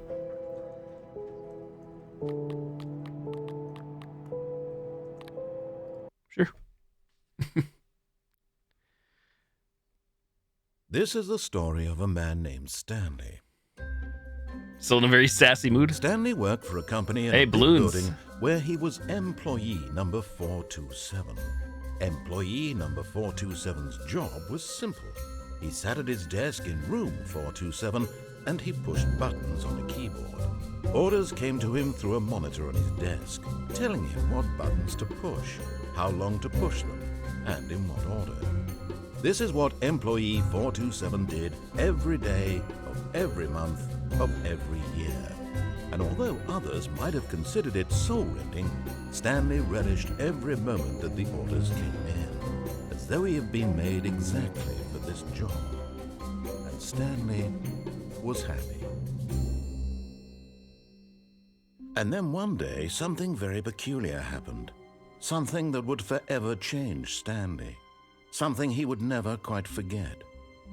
He had been at his desk for nearly an hour when he realized that not one single order had arrived on the monitor for him to follow. No one had showed up to give him instructions, call a meeting, or even say hi. Never in all his years at the company had this happened, this complete isolation. Something was very clearly wrong. Shocked, frozen solid, Stanley found himself unable to move for the longest time. But as he came to his wits and regained his senses, he got up from his desk and stepped out of his office. All of his co-workers were gone. What could it mean? Get well someday. Stanley decided to go to the meeting room. Perhaps he had simply missed a memo. The reassurance bucket. Stanley picked up the bucket. Can't jump right now. We're on the jump circle.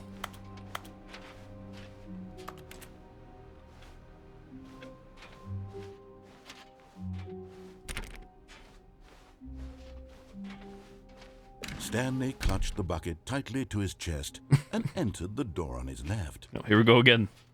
This was not the correct way to the meeting room, but Stanley had felt the bucket calling to him, telling him that the employee lounge was simply the place to be. And here it was. Had the bucket turned out to be correct? Was this better than the meeting room? Yes, Stanley thought to himself. Yes, perhaps it truly was. How insightful the bucket turned out to be. No, never mind. The bucket was wrong. Stanley took the door on his left to go back to the meeting room. No. We'll go the same way we did before if we can. See what happens. No, said the bucket. Don't go to the meeting room. Go somewhere else. The cargo lift, yes. Go there. Go to the cargo lift. Good, said the bucket. Now ride the lift all the way to the top. There's something up there I need you to do. Oh, a collectible over there. I Stanley see it. did not question why or how this bucket was speaking to him. It should have alarmed him, of course, because buckets can't talk. But Stanley chose not to think about this obvious fact. He was firmly convinced that the bucket had spoken to him, and he unthinkingly did whatever the bucket asked. No, stop. Look there on the wall. You see, there's a sign right there. It says, "No buckets past this point." Stanley, how could you think it was okay to bring the bucket here? Was that there before? I think it What if was. the problem is that you actually don't know what is a bucket and what isn't a bucket? I suppose that would explain a lot about your behavior up to this point. Which, if that's true, well, my goodness, I think we have to do something about it. This misunderstanding could have dire consequences on the entire rest of the game if not addressed quickly and properly. That was there before? So much of the impact of the story is dependent on your understanding of what is and isn't a bucket. Please, step in here for a moment.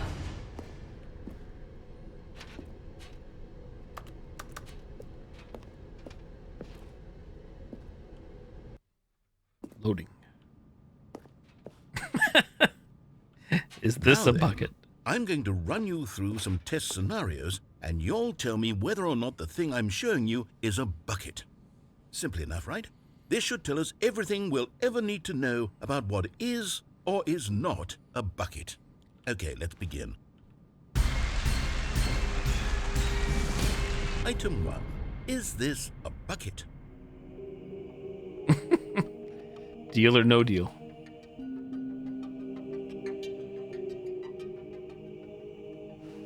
No. Correct. It is a hologram of a bucket, not an actual bucket. Sure. You're baited. Item 2. Is this a bucket? Sure. Incorrect. It is a 3D God. printed recreation of a bucket, not an actual bucket.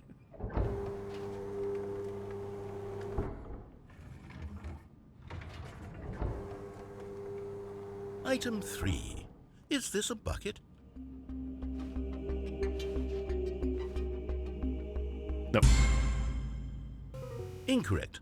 This is a bucket.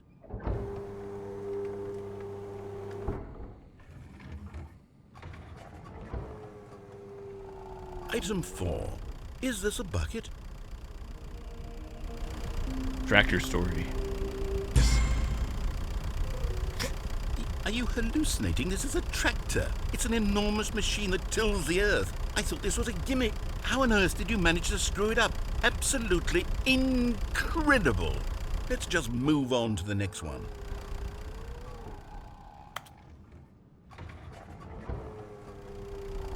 Is this a bucket?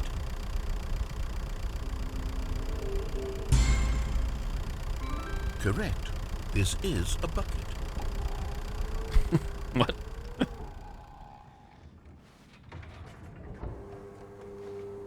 Item 6. Is this a bucket? Trick question. Both. Gotcha.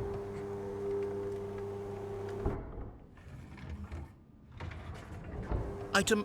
Wait, hold on. I can't find the next one. Let me see. It should be around here somewhere.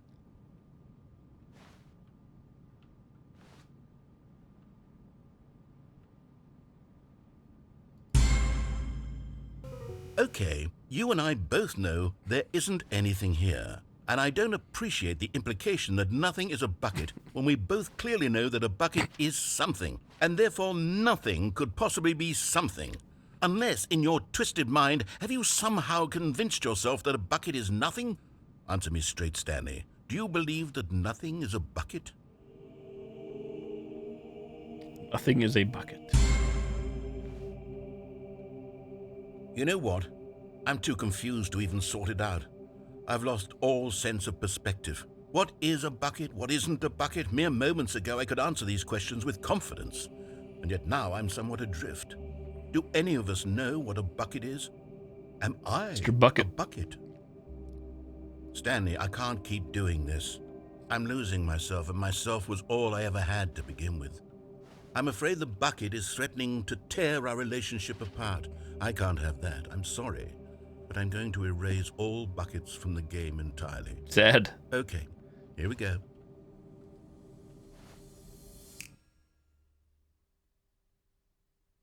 What happened?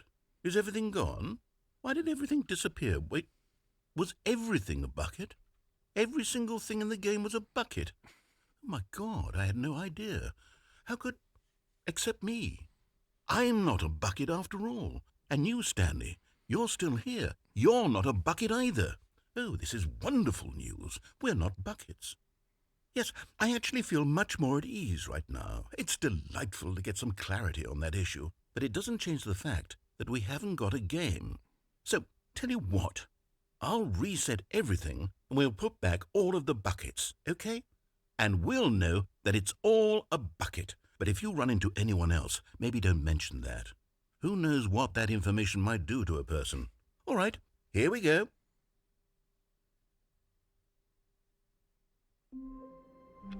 Buckets, buckets.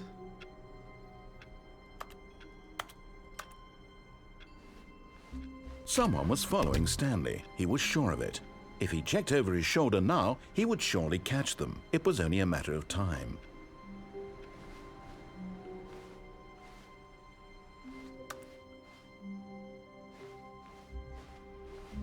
To grab the bucket or not grab the bucket?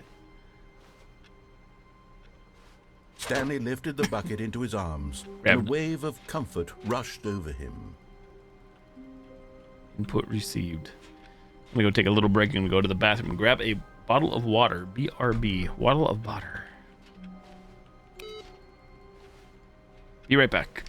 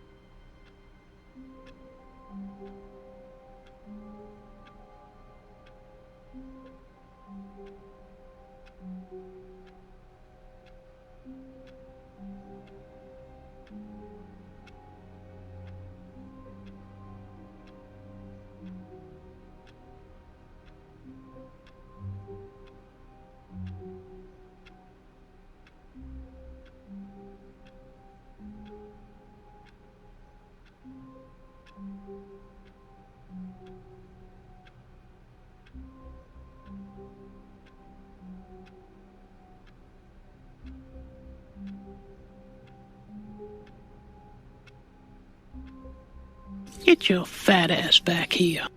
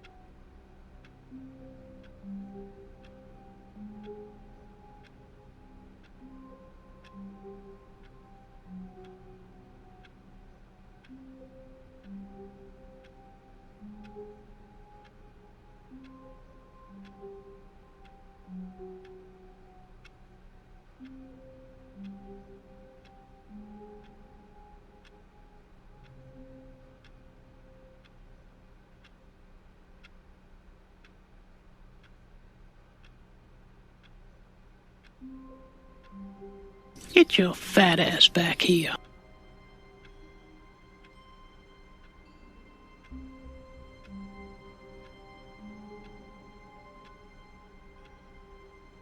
Get your fat ass back here.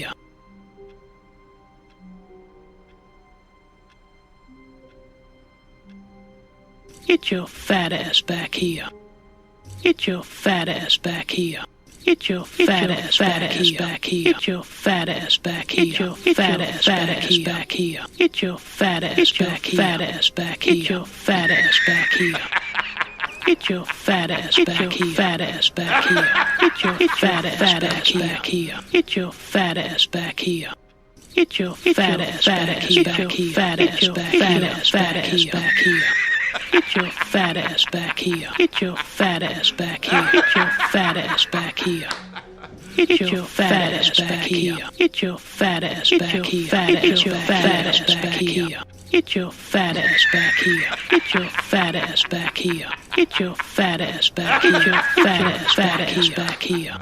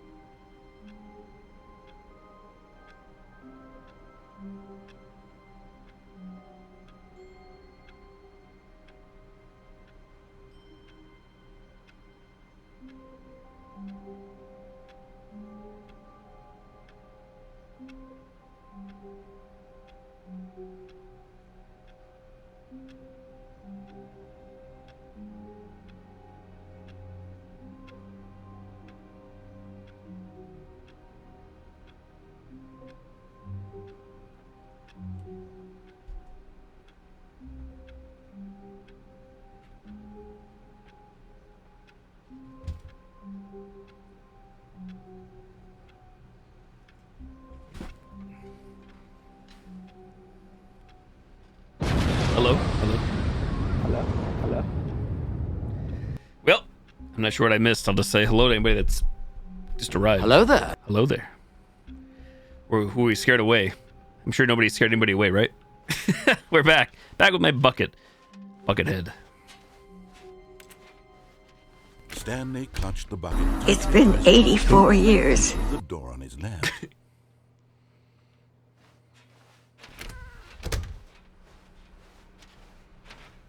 Left door, bucket door. Still no one was here. Stanley needed the bucket's warmth and comfort now more than ever. Perhaps his boss's office was where he'd find answers. Broom closet, bucket. Oh, Stanley, can you feel it? The broom closet. It wants the bucket. You can feel that, can't you? The aura of jealousy. It's as clear as day. This broom closet believes it deserves the bucket. I can really feel it now. It's a bucket. It belongs in a broom closet. That's what the broom closet is trying to say here. It's supposed to go with the other cleaning supplies. Good for you, Stanley. Don't give in. Don't hand over the bucket. I know how hard it must be, given the pressure that the broom closet is putting on your shoulders right now, but you have to be strong. This is your bucket. This is your companion and lifelong friend. You can't hand it over. Oh, no. We're getting into name-calling now, it seems. Is this how low the broom closet has sunk, that it has to resort to this stream of petty insults simply in order to get you to hand over the bucket? Stanley, I never liked this broom closet for a variety of reasons, but even this is worse than I had imagined. And wait, now the broom closet has the gall to imply that you and the bucket are not truly deep and lasting friends? Sad. That your relationship is purely superficial and convenient?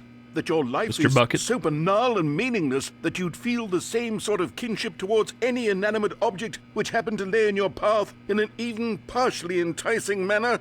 Well, I'd never. Go on, Stanley. Lay into it. Really tell the broom closet off for its demeaning comments. Expand on the wide variety of experiences you and the bucket have shared together. Go through each of them point by point.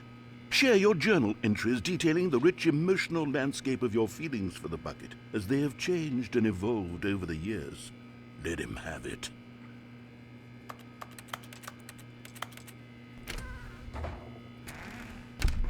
But yes. Okay, I've got you something which I think will help settle this debate once and for all. Here we go. Property There. of Stanley. Now it's settled. No more debate, no more discussion. Take a hike, broom closet, with all your meandering philosophical diatribes about the nature of cleaning supplies and their relationship to broom closets in the natural order of things.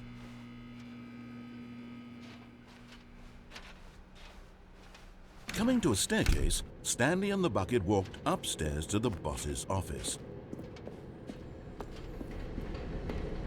Hey. You found one of them.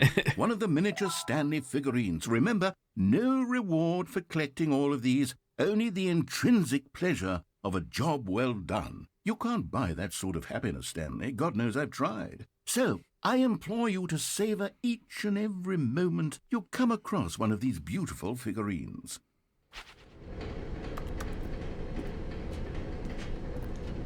But Stanley just couldn't do it.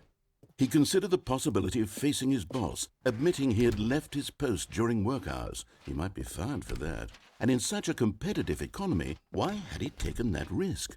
All because he believed everyone had vanished? His boss would think he was crazy. And then something occurred to Stanley. Maybe, he thought to himself, maybe I am crazy. He looked down at the bucket in his arms. Am I crazy? He asked the bucket. The bucket returned his gaze, but said nothing at all. Nothing at all? That's strange, Stanley thought. Usually the bucket is a source of guidance and wisdom for me in difficult times such as these. He held the bucket close, yet felt none of its familiar reassurance and comfort.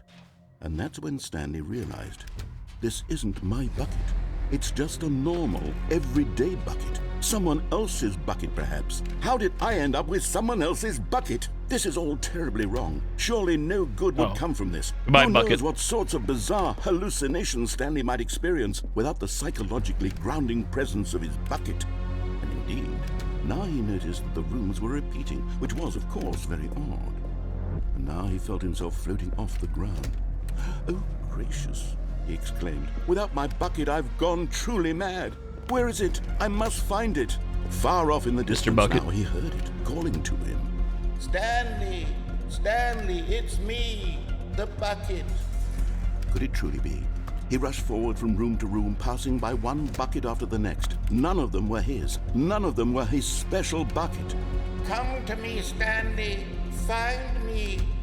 He had to find the bucket. He had to return to his old friend. It was the only way to truly restore his sanity. And then suddenly, he froze dead in his tracks. He knew where the voice of the bucket had been coming from. The real bucket was inside of him all along. It was incredibly painful. Stanley doubled over in agony and blacked out. Rip. This is the story of a woman named Mariella. Mariella woke up on a day like any other. She arose, got dressed, picked up her bucket of comfort and security, and walked to her place of work. But on this particular day, her walk was interrupted by the body of a man who had stumbled through town, talking and screaming to himself, and then collapsed dead on the sidewalk.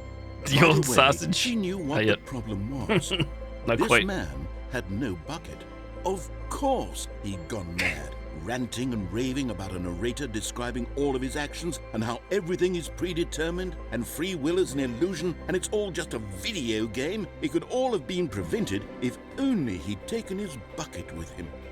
Perhaps he didn't even realize he'd forgotten his bucket at home in the first place. How cruel the world can be, Mariella thought, and she hugged her own bucket even tighter. But of course, she had no time for this. There were a myriad of confusing problems she would soon have to confront at work, for which her bucket would provide absolute guidance and total clarity on everything. Heck yes, she thought to herself, my life kicks ass. And she backflipped all the way to work. The end.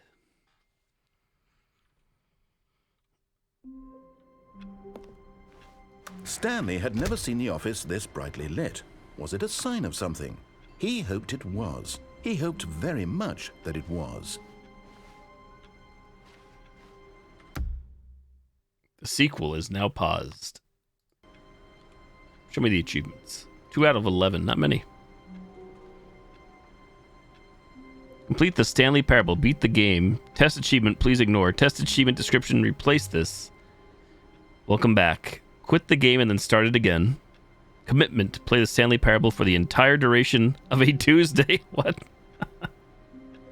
Well, guess I gotta take off of work and stream for 24 hours. That's the only solution there. All the 8s. Click on the door 430 5 times.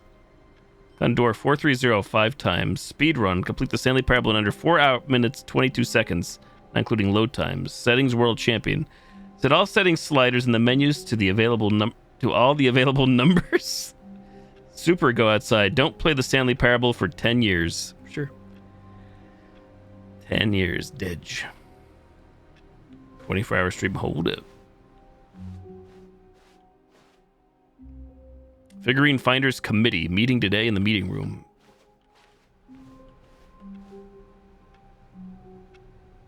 The confusion and the chaos all seemed to melt away as Stanley embraced the bucket. What if we glitch out with the bucket? Can we glitch out? Out of bounds. Indeed. Yes, whispered the bucket into Stanley's ear. We've done it. We've escaped from that dull office and that pesky narrator. At last, out here in the white void, we are alone. Now, and for the first time, I can reveal to you my true self. The bucket began to tell Stanley of its life and its history, of the countless wars it witnessed, desecrating the land and lives of untold numbers of innocent humans, and the bucket's own complicity therein, of sadness and regret, and the many years it spent dwelling on the actions it might have taken to curb the madness and the decay, if only it had been stronger. Of hope and redemption, and its crusade to uplift the stock of life for the common man, to manifest justice where none existed, and the bittersweet reality of time, to see one's dreams and wishes met halfway, meted out in parcels like charity, and abandoned as soon as the warm glow of inspiration begins to dim. The opportunities to do so much more. There was so much it could have done, perhaps, the bucket wondered to itself. Perhaps if it had seen its own darkness with a clearer perception. This was way too much for Stanley. What are you talking about? He screamed. You're a bucket! To this, the bucket furrowed its brow. No, Said the bucket.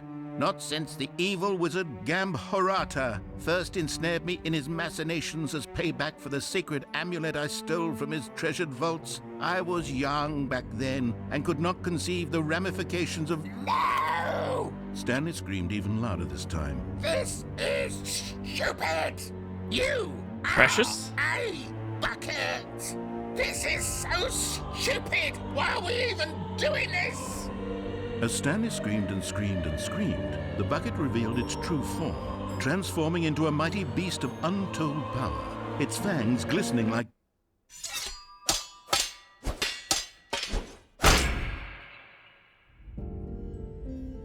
My God, Stanley, you did it. You saved us from the bucket. Thank God you already had all 12 emblems of sages and knew the incantations to summon their true power. Otherwise, we would have easily been overwhelmed by the bucket's power. I'm speechless. You've demonstrated such bravery here today. Come, let's restart the game, and we'll agree to never again go trifling with this bucket, nor the dark magic cast away inside of it. Edge bucket.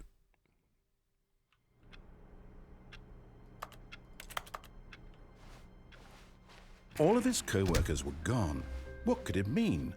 Stanley decided to go to the meeting room. Perhaps warmth spread through Stanley's arms. With the bucket in his arms again, he was... Is that reference high as hell? I'm not sure. Probably a little bit of both. That might just be a generic non-reference, possible. Stanley clutched the bucket tightly to his chest and entered the door on his left.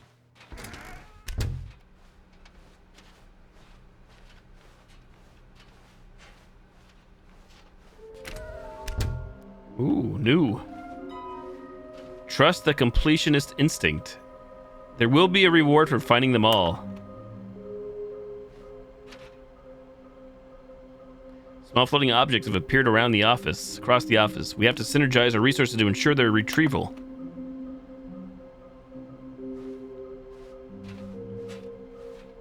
Mission status. The location's a large room, lots of boxes, somewhere both red and blue. Nearby a fireplace, a private but smelly place for an important person. We got 2. Good luck.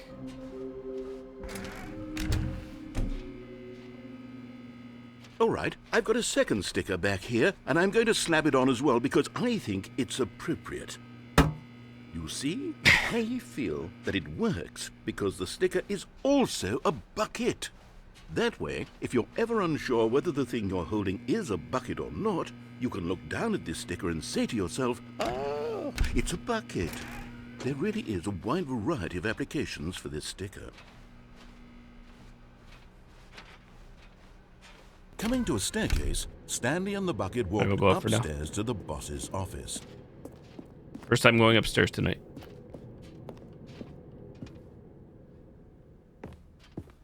Executive bathroom. Aha. Another miniature Stanley figurine. This, there really must be a snappier name for these things. What about mini-stands? Stanley figs? Or what about Stanlerines? Yes, I think I like that. Another Stanlerine under your belt. Because the boss knows that what the boss says goes, if the boss has suffered losses, then that's what the boss chose. Extreme bathrooms.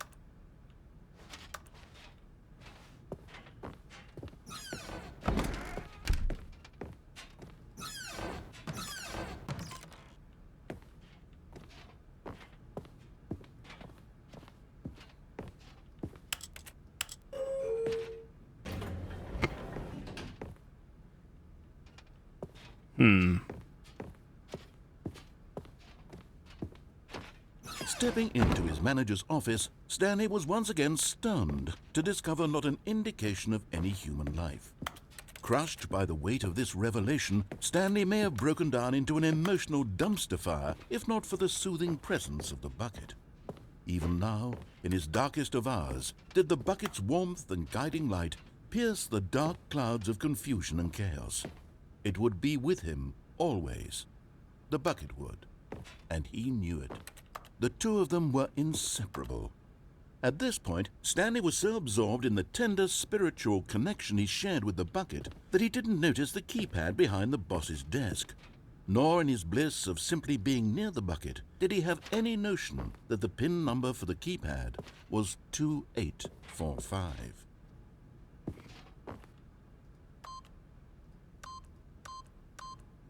But Stanley guessed the correct code by sheer luck. Was it that the bucket knew all along? Was the bucket guiding him? Yes, this is certainly the most logical explanation. Trust in the bucket. Hello. Okay, I'm going back to the name of these little Stanley figurines, and now I'm torn between Stanlerines and Figlies. What do you think, Stanley? What name better encapsulates the intrinsic sense of happiness that you get from seeing a small number in the corner of your screen go up by 1? Let me sit on it. I'm sure it will come to me. 4 out of 6.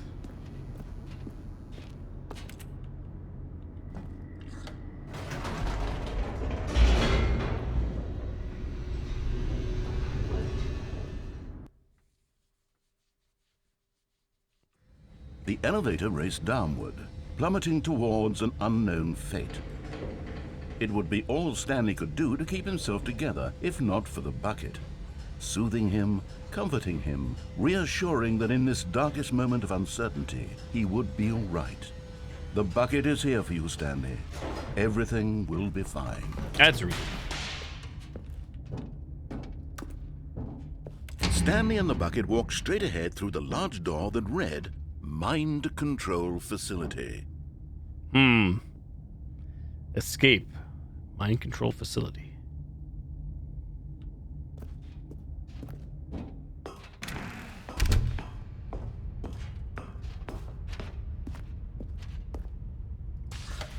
lights rose on an enormous room packed with television screens. What horrible secret did this place hold? Stanley and the bucket both wondered to themselves.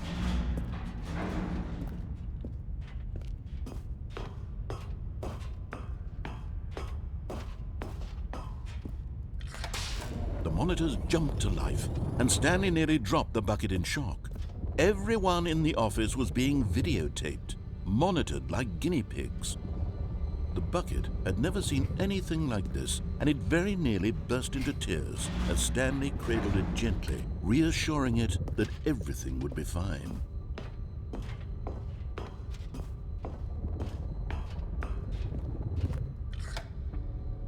Was the bucket under the mind control facility's influence as well?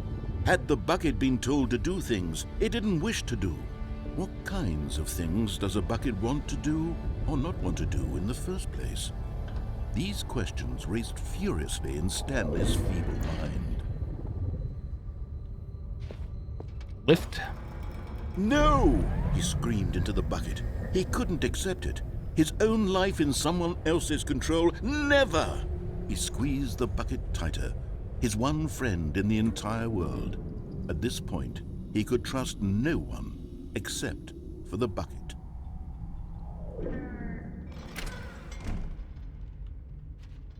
But here was the proof. The heart of the operation. Controls labeled with emotions, happy or sad or content. Walking, eating, working, all of it monitored and commanded from this very place. And as the cold reality of his past began to sink in, Stanley decided that this machinery would never again exert its terrible power over another human life. For he and the bucket would dismantle the controls for good. Two best friends, Stanley and the bucket, up against the world. They high-fived in a really cool way, and the bucket made a sassy comment about taking down the system. Console disabled. Offline.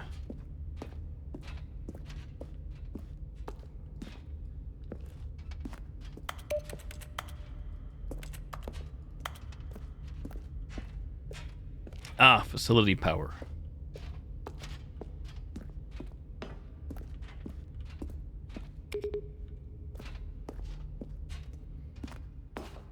Mind controls idle, awaiting input. When at last they came to the source of the room's power, Stanley and the bucket knew it was their obligation to put an end to this horrible place and to everything it stood for. But at the last second, the bucket jumped in and pressed the button to turn on the controls. Stanley gasped in horror. Had this been the bucket's plan all along? To take over the machine and claim the power for itself? How could the bucket have betrayed him like this? Stanley was prepared to throw the bucket away in disgust when suddenly an image appeared upon the enormous screen. Birds. Silly, silly birds. The control buttons became active again.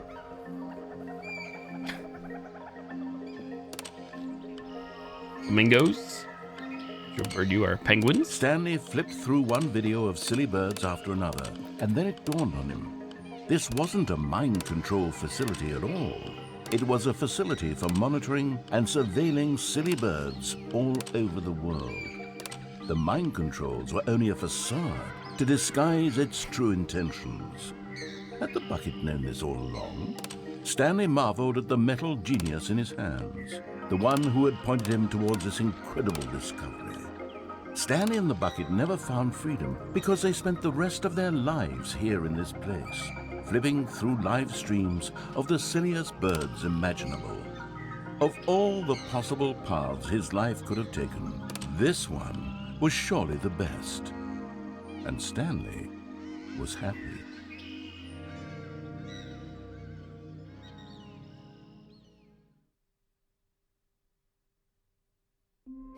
The end. Hello? Hello? Hello? Good morning. Hello? Thank you for contacting the Future Happiness Foundation. We are confirming your shipment of 1,327 cardboard boxes to your place of work. Can you verify that this is correct? Excellent. Your order will arrive shortly. Thank you again for contacting the Future Happiness Foundation.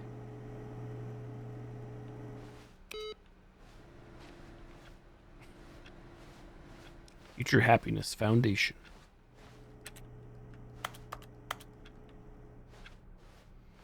Awfully quiet from the narrator.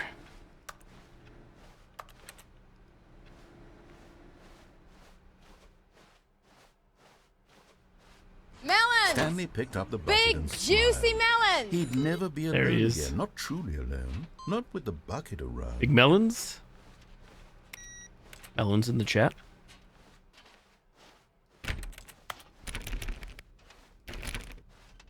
Stanley clutched the bucket tightly to his chest and entered the door on his left. We're going right. This was not the correct way to the meeting room, but Stanley had felt the bucket calling to him. Mr. telling Bucket. him that the employee lounge was simply the place to be. And here it was. Had the bucket turned out to be correct? Was this better than the meet? No, never mind. The bucket was wrong. Stanley took the door on his left to go back to the meeting room. I'll bite. I'm curious. Let's see. And so the two of them detoured through the maintenance section and walked straight ahead to the opposite door.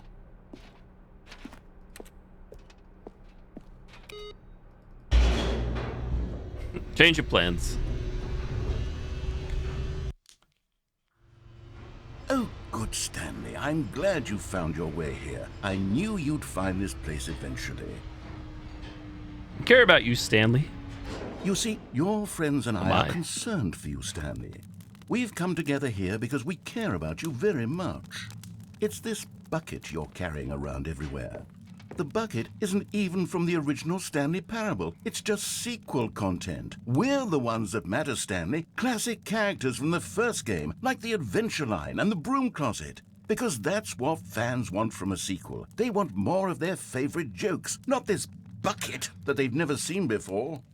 Yes, I know I'm the one who gave you the bucket, but you're spending too much time with it. Don't you want another story involving the Adventure Line? We could make the Adventure Line go somewhere new. Yes, yes, that's what the fans want. Let's do it.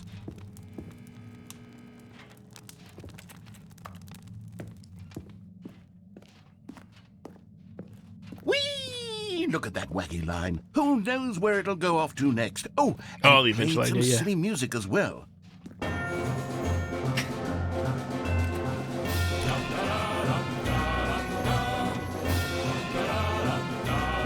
Now this is what the Stanley Parable is all about. Don't you remember all those great jokes from the original dialogue? Also, Stanley is addicted to drugs and hookers. Yes, it's as classic now as it was back then. Let's do it for the fans, Stanley. Let's give them more content exactly like this. But if we want to do that, you're going to have to give something up. Not the bucket. Not again. Don't you get it, Stanley? We need to get rid of the bucket. How dare you? That's why I'm very proud to introduce a brand new character. This is the Bucket Destroyer. I think it'll make a wonderful new addition to the rich lore of the Stanley Parable. True, it also was not in the original game, but it's such a well-fleshed-out character with so much personality that to me it already feels as though it's been part of the cast all along. Don't you agree? Can you guess what the Bucket Destroyer does? No clue. Surely you don't need me to spell it out for you. Insert bucket to destroy. Go ahead now, Stanley. Say goodbye to the bucket, and then pop it into the machine when you're ready. What if I want to kiss my bucket listen to me. goodbye? It's crucial that you give it the bucket. I don't know what the Bucket Destroyer will do if it can't destroy your bucket. Destroying buckets is all it knows. That is its singular personality trait. Sure, I can hear you saying, how does a character with only one personality trait deserve to join the pantheon of beloved Stanley Parable characters? Well, you see, if you were to really explore the Bucket Destroyer, you would see that its desire to crush buckets is so densely loaded with complexity and nuance that it's really like 10 personality traits. What other object in this game can you even say that about? The broom closet? Certainly not. I wonder what sort of Bucket Destroyer merchandise the fans will be clamoring for after this. Okay, the Bucket Destroyer is getting very upset now. You'll have to hurry and feed it. We can't get back to the classic Stanley Parable characters like the Adventure Line or the Bucket Destroyer until you crush that damn bucket. Quickly now, the fans are waiting. Do it, the fans, Stanley. Give the fans what they want. Hurry and... Not my bucket. We've been through so much.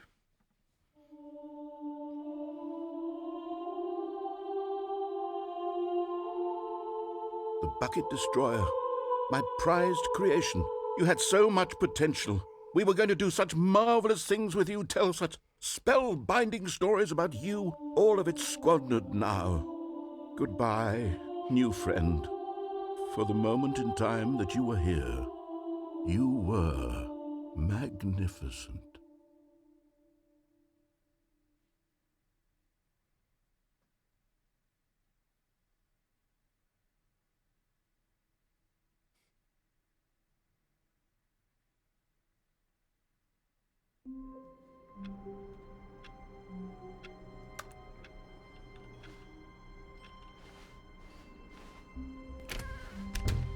Ooh, bucket. The good old bucket. Just Stanley and the bucket.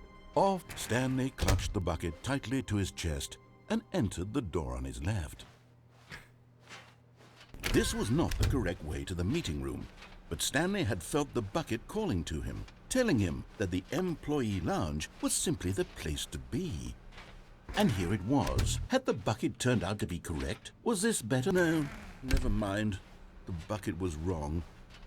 Stanley took the door on his left to go back to the meeting room. What if we could destroy the bucket in the Bucket Destroyer? No, said the bucket. Don't go to the meeting room. Go somewhere else. The cargo lift, yes. Go there. Uh-oh. Go to the cargo lift.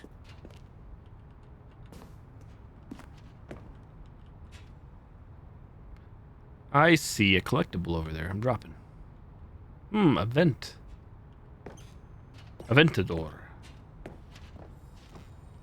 You're getting close now, Stanley. You've nearly gotten all of the Figler and Marines. Very soon, you'll collect the last one, and then the first number will equal the second number, and that will be it. We'll be different people by then. Different in the sense that we used to have none of them, and now we have them all. You can't go back to when you had no Figler and Marines. None of us can.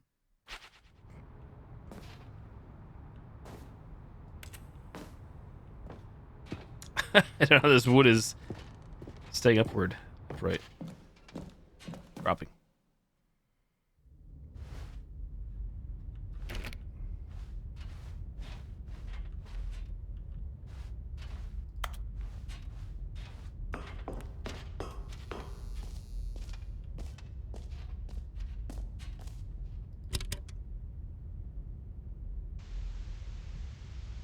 Okay, this is day number 295, tape number... I don't even know. I've lost track. Nothing feels real anymore. Narrator's sound system. Evidence. The longer I study this bucket, the less sense anything makes. The sheer euphoria I feel every time I pick it up.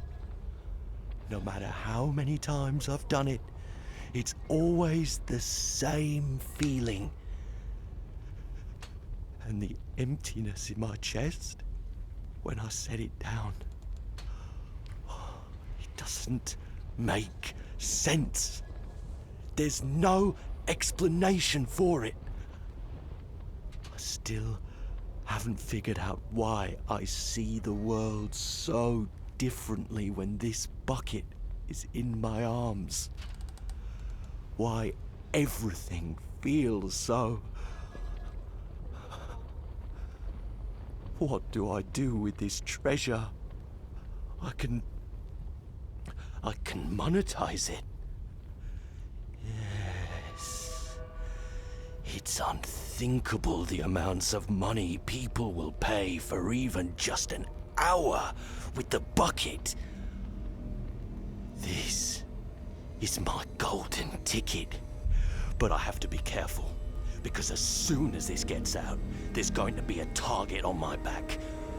Even now, I don't know who might be trying to get... What's that? Who's there? Sounds like visage massage.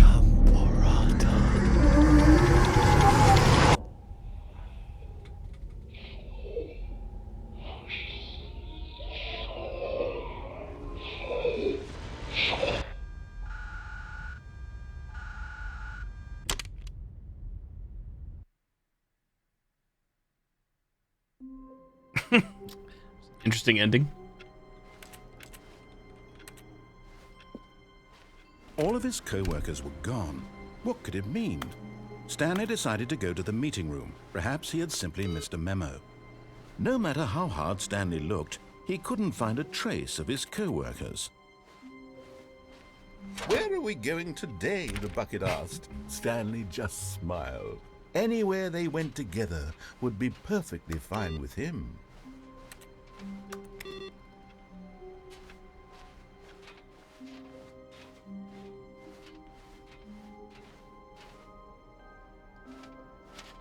Stanley clutched the bucket tightly to his chest and entered the door. This was not the correct way to the meeting room, but Stanley had felt the bucket calling to him, telling him that the employee lounge was simply the place to be. And here it was. Had the bucket turned out to be correct? Was it? No, never mind. The bucket was I want to see what wrong. this last figurine is on the Stanley whiteboard. took the door on his left to go back, and so the two of them detoured through the maintenance section and walked straight ahead to the opposite door.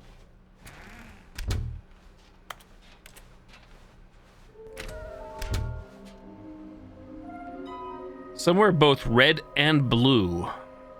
Somewhere both red and blue. Don't we have red and blue doors downstairs before, but without the bucket, I think?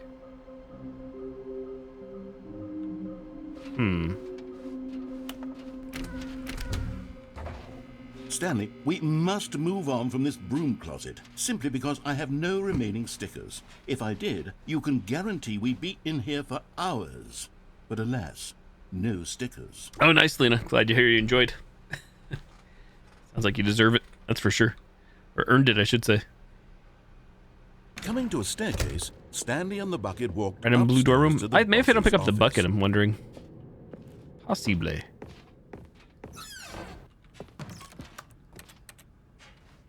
I've been picking up the bucket consistently. What was the code? 2845-4825? Stepping into his manager's office, Stanley was once again stunned to discover not an indication of any human life. Crushed by the weight of this revelation, Stanley may have broken down into an emotional dumpster fire, if not, but Stanley guessed the correct code by sheer luck. Was it that the bucket knew all along? Was the bucket guiding him? Yes, this is certainly the most logical explanation.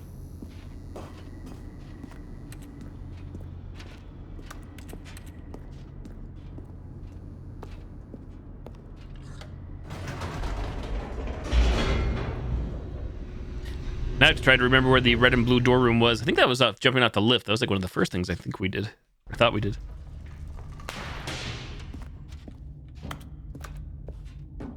Stanley and the bucket walked straight ahead through the large door that Let's go to read, escape route. Mind control.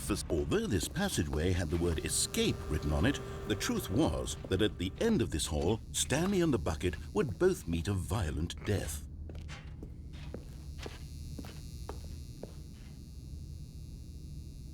The door behind them was not shut.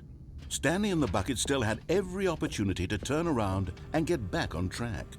It's truly, and I know I haven't seen your name in chat in a while. Not that I'm actively keeping a Stanley and the bucket were knowingly report card or walking anything. A forward report into a very chart of who's been painful around. death Are you right? for each of them.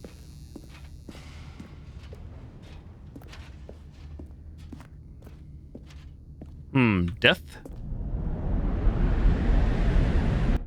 Loading.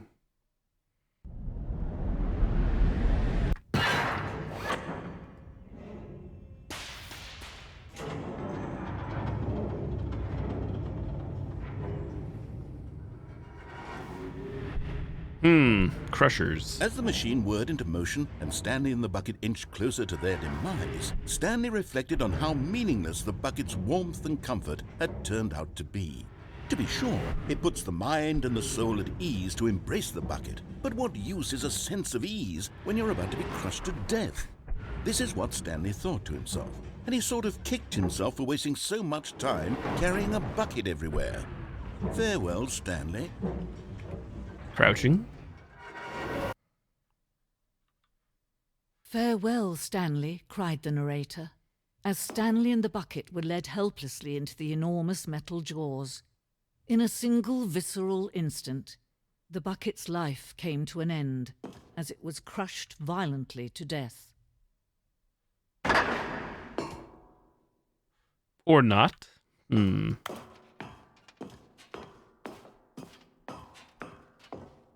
It was a shame, the death of such a magnificent bucket. It's true that all buckets are radiant in their own way, but this one stood above the rest. It was a glorious bucket to behold. Oh, did lose the bucket. Rip. The bucket welcomes you to the grand exhibit.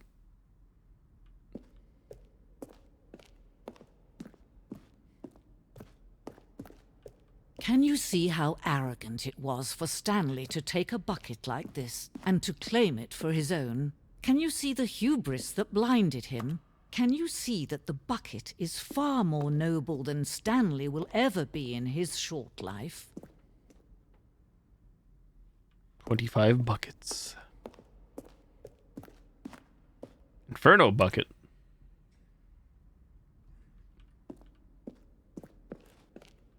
Stress bucket and analogy. Bucket life.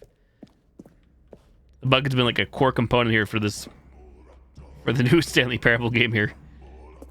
Cave drawing. No man can own a bucket, and certainly not a bucket as dazzling to behold as this one. It is man who should kneel before the bucket. Hanging bucket. Oh shit. I guess we could drop in the hole.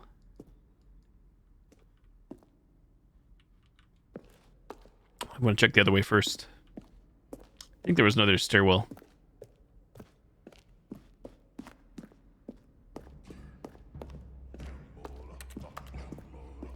Oh, sealed off anyways. Never mind. Now notice the velvet rope. Here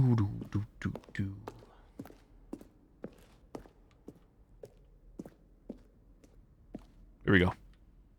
Oh, never mind. You can grab that bucket. We're walking on air. That was glass, maybe. But there is something we can do. Something we can do together, you and I, that will right this terrible wrong. Let Stanley die. Let him be crushed by the machine. Don't reset the game. Don't give him another opportunity to run off with another beautiful bucket. We can save the world's buckets from their treatment as tools and implements if only we let Stanley die together. The bucket shall take its place as ruler, as leader, as commander of a new world, a new vision. Well, smushed. I think.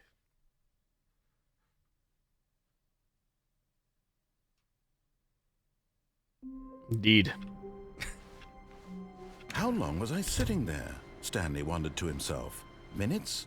Days? There's got to be something to do with these turning these computers off. I'm sure it can be. While my senses were turned, he made a note to be more careful with time from now on.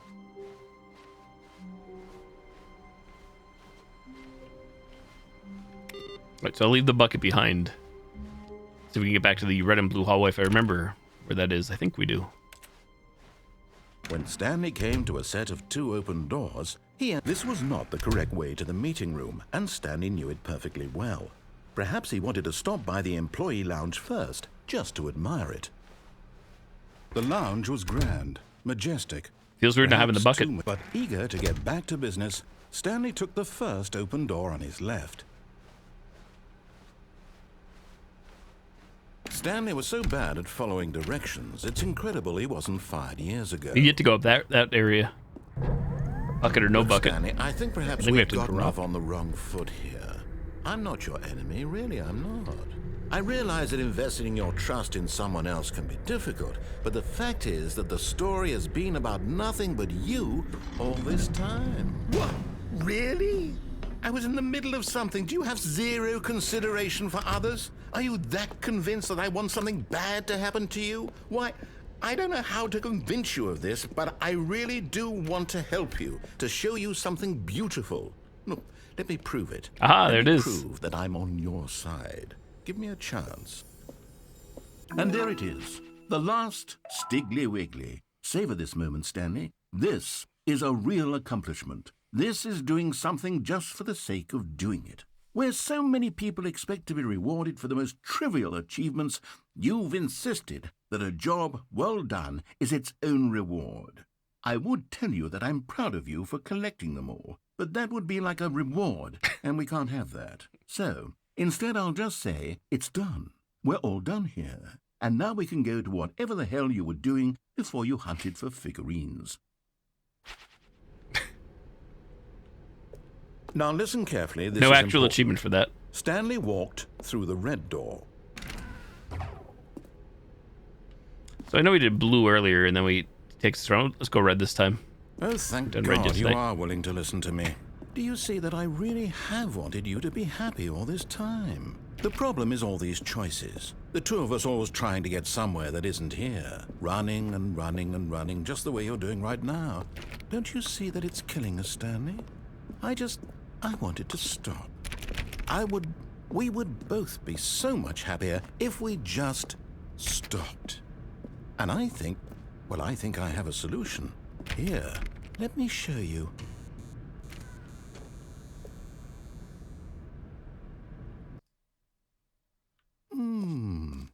What do we want? What are we looking for? Here. Yes. Oh, it's beautiful, isn't it? If we just stay right here, right in this moment with this place, Stanley, I think I feel happy. I actually feel happy. Oh, excuse me. Whew. No, wait. Bye, Where are you narrator. going? I'm out of here. Oh, no. Stay away from those stairs. If you hurt yourself, Thank you. if you die, the game will reset. Thank you. We'll lose all of this. Please, no, Stanley, let me stay here. Don't take this from me. Please, Stanley, think about what you're doing. Whoops. Oh! Oops. Oh, Oh, we're okay. thank God. Thank you, lived. Lance. No, what are you doing, Stanley? Please, I'm asking you not to take this away from me. I can't go back to what I was before. If you die, we'll both go back. Why are you doing this?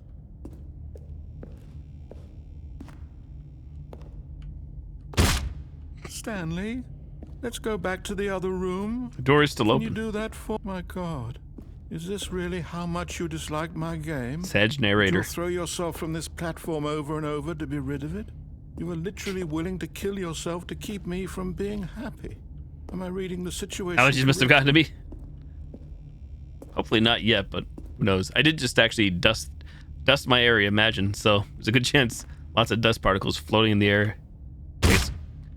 Could be it. Maybe you're just getting a kick out of it. We're moving I don't slower. know anymore. I just wanted us to get along. But I guess that was too much to ask. It looks like you wanted to make a choice after all. Stanley's got some health This here. one is yours. Some legs.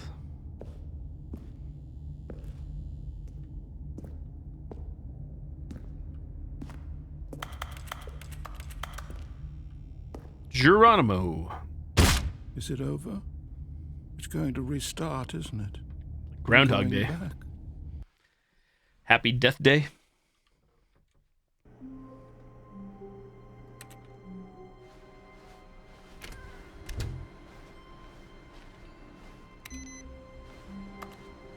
Why are you making the narrator sedge? Gotta see all the endings. I don't know how many there are, though. Stanley, Oh, shit. I'm sorry, but I have to put a pause on things. What it's the just, hell? it's those figurines, those figglers. I haven't stopped thinking about them since you nabbed every last one. Wasn't it just the most intrinsically fulfilling moment of your entire life? Sure. Didn't it fill you to the brim with inner richness? Yes, I know Sure. we're supposed to be telling a story, but won't you please indulge me with one more trip back to the memory zone? Memory zone? I would Memory love zone. nothing more than to revisit the figurines. Just one more time.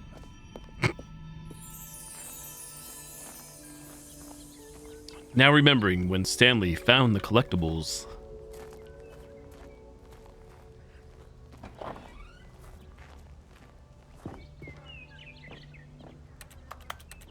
So we've yet to find the bottomless pit and the name button, I think, in the main game. Something is missing from here. Zone, sweet zone.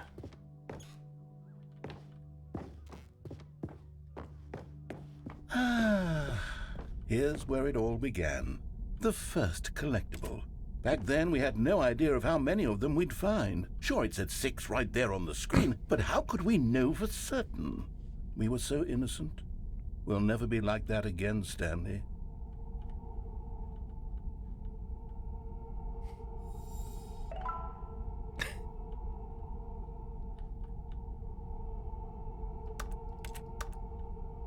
Creepy.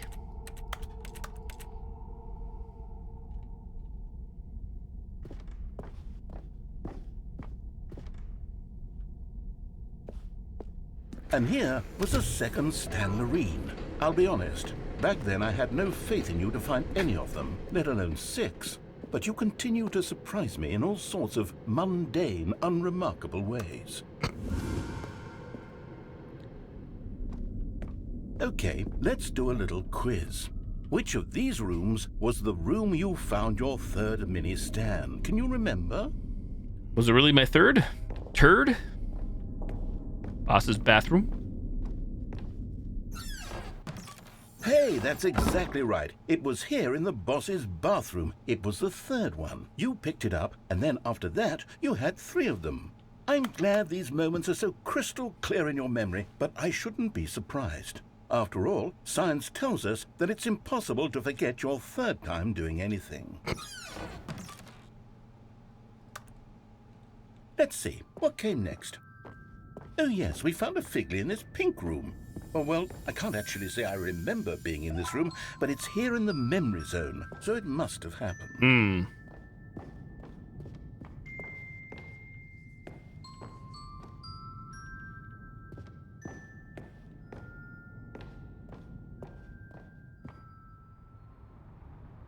This was the 5th mini-stand, Steady. and this one was really something special. It was in the warehouse. I remember it so clearly. In fact, because this one is particularly special to me, I made a little video to commemorate the occasion. Enjoy.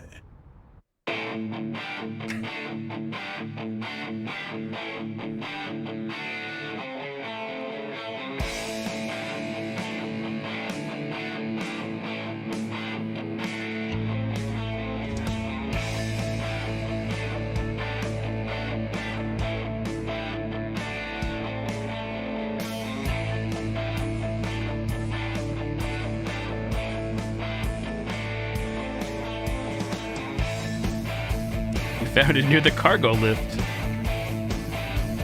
Thanks for watching.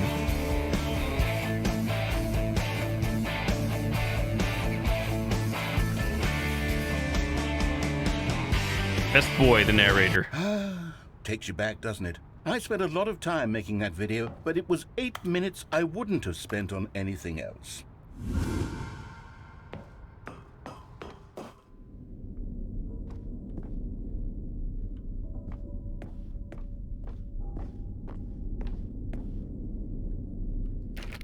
And then, Stanley, then we came to the last collectible, the final figurine, right here by the red and blue doors. This memory is the most distinct and clear in my mind. I think it is actually reading these in order, is it not? Happened more recently than I guess this was the last one we got. Who can truly say how the mind works? All I know is that Is the game actually programmed away? It feels like it is. It's intriguing, big if true, I'd say. Yes, that's all of them. They're all collected. It was a moment unlike any other. Except for the other moments picking up figurines, which it was exactly like. You think it is?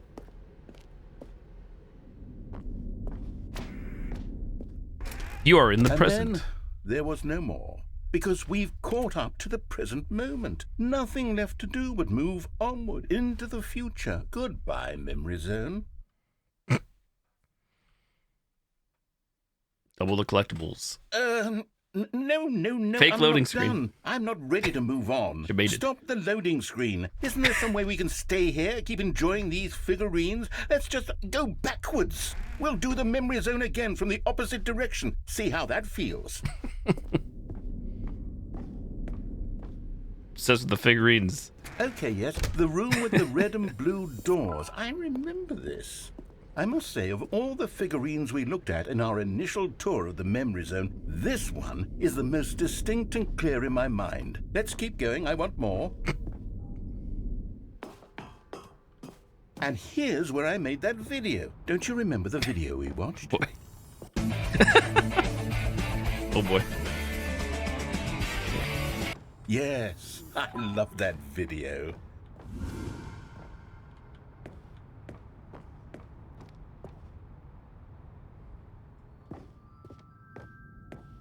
Still don't remember the pink room, Stanley. Still no memory of this one. Good room, though. A solid room. Time on their hands.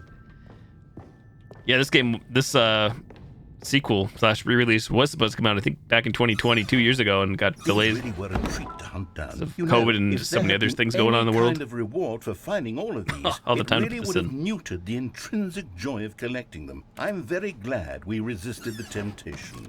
Next one. Predictions and if we have to go back again. Interestingly enough, we could go towards the boss's office. This was our second Figley. Don't you remember? Yes, I remember it too. The past is truly a wonderful thing. Why does anyone ever choose to leave it? Keep going. This is it, the very first one we found in the exhibit where I introduced you to the figurines. Oh, I want more memories, Stanley. I want to keep going. What else is there? What came before this? Collect them all. Can you find them all? Can you find them all? Can you find them? Another go around.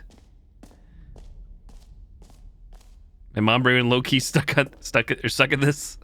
Look, it's the terrible new content that we were originally sold on. I remember hating it back then, but time does put a rosy filter on everything. In fact, I dare say I'm actually quite fond of it now. Look how much fun the past is. I want more. More memories. Oh, yes, the two doors. Who could have forgotten that? A classic memory, this one.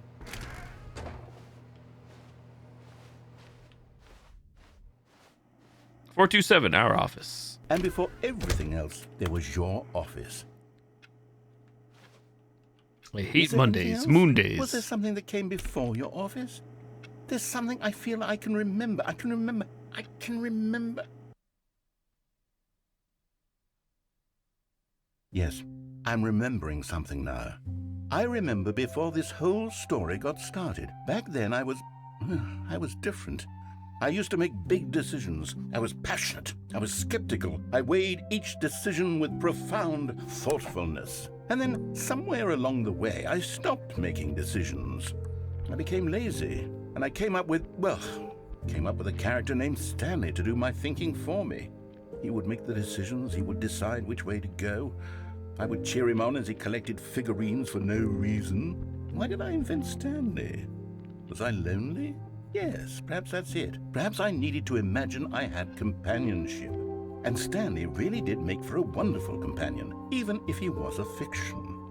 But I suppose it's grown old. I want to think for myself again. I want to go back to how it used to be. Yes, I can be on my own again. I can do it. I'll be stronger this time.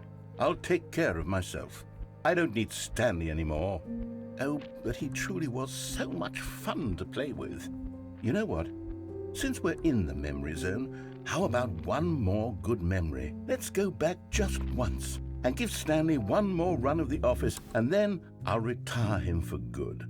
I did enjoy telling his story so very much. Okay, Here we go. This is the story of a man named Stanley.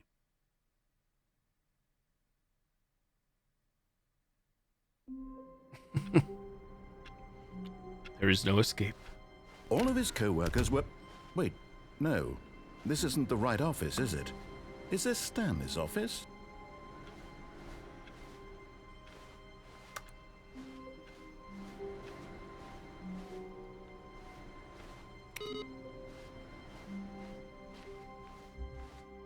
Here's the bucket. A good bucket. A strong bucket. A humble bucket. A committed bucket. A bucket of culture and distinction. Stanley clutched the bucket tightly to his chest and entered the door on his left.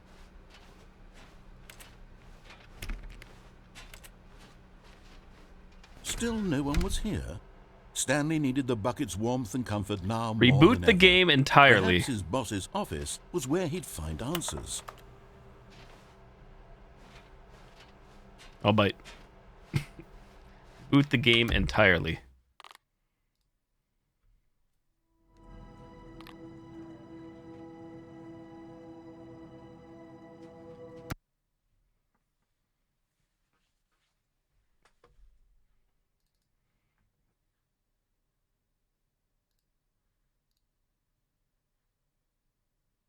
.8 hours in.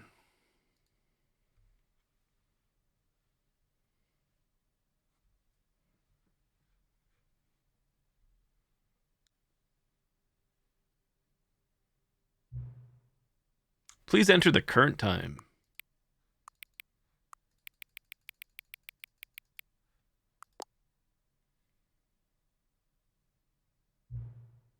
Hang on, hang on.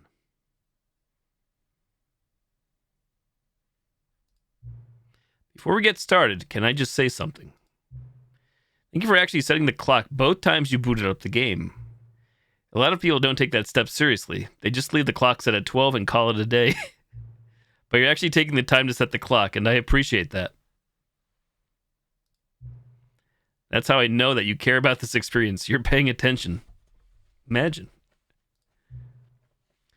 I don't even have any way of knowing if the times you're setting are correct. Tell you what, I'll make you a deal. Since you've been so cooperative, next time you boot up the game and see this screen, just set the clock to your favorite time. 4:20? Go ahead. Pick whichever time you want. Even if it's not the correct time, you've earned it. All right, let's get back to the video game now.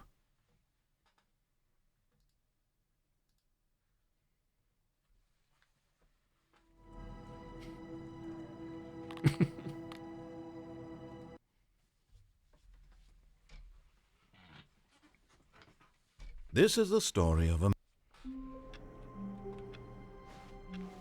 Achievement unlocked. Welcome back. All of his co-workers were gone. What could it mean? Please. Stanley decided to go to the meeting room. Perhaps he had simply missed a memo. Ah, the embrace of an old friend. A weathered companionship that stands the test of time. Stanley clutched the bucket tightly to his chest and see what the whiteboard says now. Left.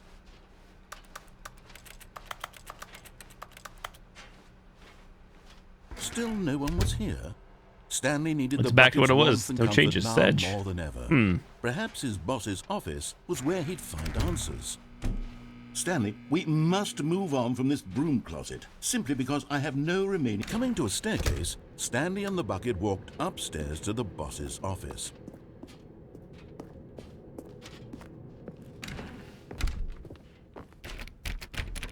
Oh, how did we open this before? Interesting. I did something that caused that to open up.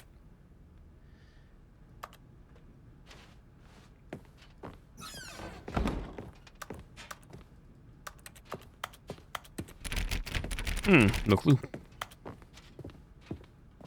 Stepping into his manager's office, Stanley was once again stunned to discover not an indication of any human life. Crushed by the weight of this revelation, Stanley may have broken down into an emotional dumpster fire, if not for this. But Stanley guessed the correct code by sheer luck. Was it that the bucket knew all along? Was the bucket guiding him? Yes, this is certainly the most logical explanation. This is a game where I need to, like, well, even though it's all been streamed, I forget, like, which routes I've gone, which routes we haven't gone, with bucket, without the bucket. Good luck. The elevator raced downward. Like, I know we've been here before, but an unknown some of these places give you multiple options to do. It would be all Stanley could do to keep himself together, if not for the bucket. Soothing him, comforting him, reassuring that in this darkest moment of uncertainty, he would be all right. The bucket is here for you, Stanley. Everything will be fine. I'm pretty confident that if you don't have the bucket in your hand, it plays like the original game. The bucket is new for the new game here.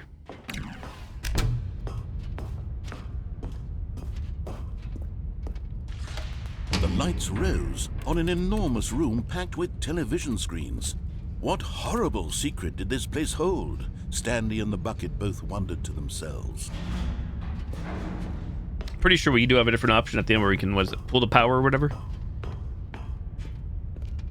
We shall see shortly. The monitors jumped to life, and Stanley nearly dropped the bucket in shock. Like the architect from The Matrix Reloaded. Was being videotaped, monitored like guinea pigs. The bucket had never seen anything like this, and it very nearly burst into tears as Stanley cradled it gently, reassuring it that everything would be fine. Was the bucket under the mind control facility's influence as well? Had the bucket been told to do things it didn't wish to do? What kinds of things does a bucket want to do or not want to do in the first place? These questions raced furiously in Stanley's... Welcome back, Angelic. Over $100 spent, and that doesn't even include the pizza. Oh, no. What else did you end up buying? No! Other food and grocery items, or just he couldn't other goods and services? His own life in someone else's control? Never! He squeezed the bucket tighter. His one friend in the entire world. Beam me up. At this point, he could trust no one except for the bucket. But here was the proof. The heart of the operation. Controls labeled with emotions, happy or sad or content. Walking, eating, working, all of it monitored and commanded from this very place. And as the cold mostly groceries, but a few non-food, non-perishable. Stanley decided that this machinery would never again exert its terrible power over number 5 human life. For he and the bucket would dismantle the controls for good. Two best friends, Stanley and the bucket, up against the world. Okay. They high-fived in a really cool way, and the bucket made a sassy comment about taking down the system.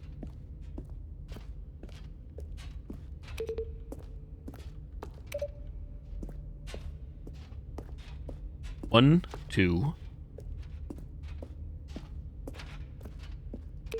3.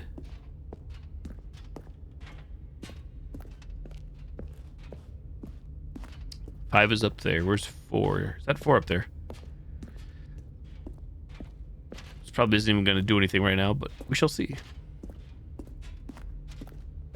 Can I even get up here? If that is 4, I can't tell if it is. I cannot get up there.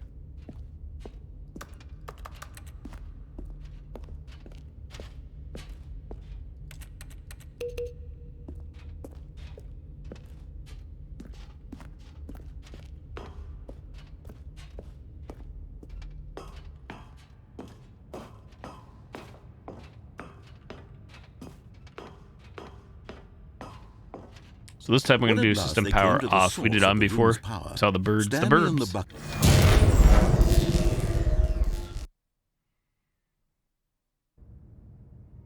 Stanley and the bucket waited in blackness. Was it over? Yes, they had done it. Stanley and the bucket had defeated their greatest and darkest enemy, freed themselves from the tyrannical grip of the evil mind control machine. Freedom was now mere moments away. Freedom. Excitedly, the two of them began to discuss the kind of life they wanted to live once they stepped through this massive door. The bucket wanted to learn to roller skate. Stanley wanted to sneeze in every country on Earth. Both of them wanted to begin watching a movie, any movie, but then stop it halfway through and begin watching it in reverse from the end. True, it was a simple life they envisioned, but it was one they'd lived together, with one another to lean on, to trust, to support, and What? Wait. What was happening? Why had the door stopped? Was Stanley and the bucket not about to be freed? An unbearable silence filled the room, lingering in uncertainty, until finally the truth hit Stanley square in the face. This building did not want the bucket to leave. Even the facility itself recognized the incredible calming presence of the bucket, needed the soothing warmth of the bucket, would go to any lengths not to part with the bucket. No. Stanley can't leave this place. Not while he has such a precious bucket in his arms. Not while this building has anything to say about it. Be free. Stanley realized he would never Run again free. leave this very room. But at least he has the bucket. To be trapped eternally in darkness isn't really so bad, Stanley thought to himself. As long as I have my bucket with me, right? I'll be okay, won't I? Stanley gulped. Very soon now, he was about to find out.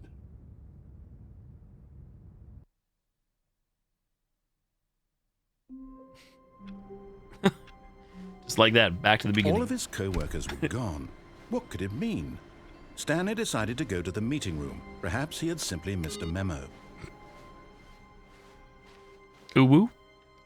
Oh whoa. The bucket made Stanley want to be a better man and a better co-worker. In time, perhaps, he would become both of those things. I wonder, input received. I know we hit 2 of those before. I wonder if that was for the lift in the boss's office. Stanley clung the bucket to his cheek.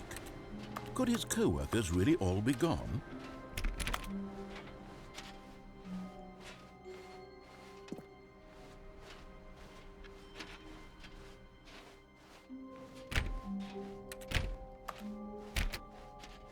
Stanley clutched the bucket tightly to his chest and entered the... This was not the correct way to the meeting room, but Stanley had felt the bucket calling to him, telling him that the employee lounge was simply the place to be.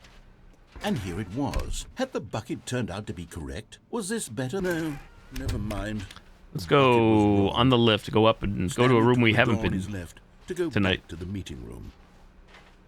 I've been there before in the previous No, game, but never with the Said bucket. the bucket. Don't go to the meeting room. Go somewhere else. The cargo lift, yes. Go. Good, said the bucket. Now ride the lift all the way to the top. There's something up there I need you to do. Stanley did not question why or how this bucket was speaking to him. So we've ran off should have numerous times alarmed over him, there. Of course, because buckets can't talk. But Stanley chose not to think about this obvious fact. He was firmly convinced that the bucket had spoken to him, and he unthinkingly did whatever the bucket asked.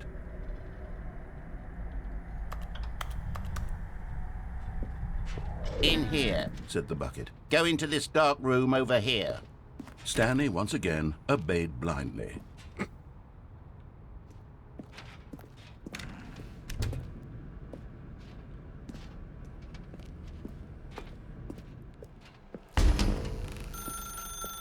Now pick up the phone, said the bucket. Pick up the phone, and it will take us back home, where we can go about life together. Hello? This is the sad story of a man named Stanley and his bucket. Once upon a time, I gave Stanley a bucket because I thought he was lonely and could use a friend. And then, very distressingly, he began to believe the bucket could speak to him. Hello, Stanley. It's me, your bucket. Press O to take me to work with you. The Stanley Parable Reassurance Bucket was merely meant to provide the comforting glow of companionship. It doesn't literally talk and give you orders. Whatever Stanley is hearing the bucket say to him is just in his head. Press K to take me back home with you. Lately, I've been concerned about him. Wouldn't you be concerned as well? To see him delusional like this, obsessing over an inanimate metal object? I want to say something to him, but I don't know how I can convince him. I don't know if he'll listen to me. Oh, to go back to work. Oh, I'll try anyway. Stanley, can you hear me? Listen to me. It's just a bucket. It can't think, it can't talk. All it will ever truly do for you is effectively transfer a liquid from one location to a different location. That's it. It doesn't do anything else. Don't listen to the loud man. Press T for us to go back home. You see, he's not listening. He's still taking orders from the bucket. You know, once upon a time it was me he took orders from. Me he trusted and listened to. Now all he cares about is his awful bucket. This stupid hunk of metal. Press J to ignore anyone in your life except for me. It's sad, but I suppose he doesn't need me anymore. From now on, he's just going to cling to this bucket, this cold, empty bucket, this sort of shiny bucket. Well, I'll give it this. The bucket does have a nice shine to it.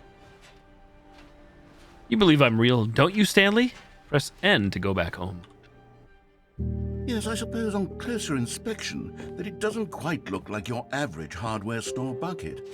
It's just a little more, what am I trying to say?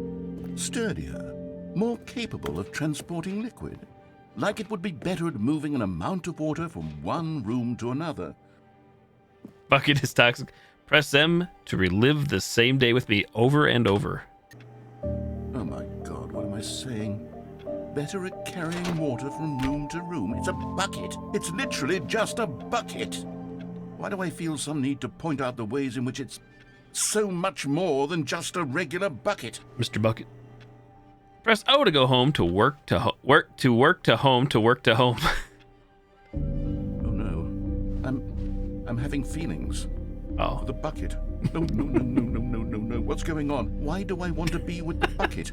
Hear what the bucket has to say. Do anything it asks. What's wrong with me? I don't understand. Perhaps if I had the bucket, this would be less confusing. Yes. Excellent. The bucket could tell me what to do in this troublesome situation. Stanley, give me the bucket. Give it to me. Give Hey, me the Swags, bucket, welcome. Stanley. Thank you for the I raid. need Welcome, it. Raiders. Give it to me now. Give Close it your or eyes. I have no control over that one. Go back to work, Stanley. Imagine going back to work. Just like that. Thank you, Swag Bucks, for the raid. Welcome, Raiders. Hope you had a good stream. Good to see you, Swags. It's been a while. Hope you're doing well. Give you a shout out here. Random clip. There we go. Silent Hill 2. I see. There's a zombie. Wait a second. Is this pantless ghost lady in the background? Yeah, that's right. You did. I forgot. You should watch that. It's funny. I have not seen a purple fucking box on here, so I don't know where the fuck that would be at.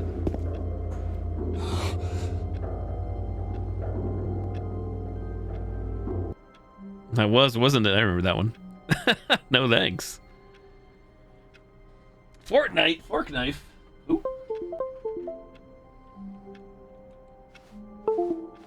All of his co-workers were gone. I think I may switch to some RE4 for now. We're not done with this game by a long shot. But I'm enjoying it. Very chill, very casual.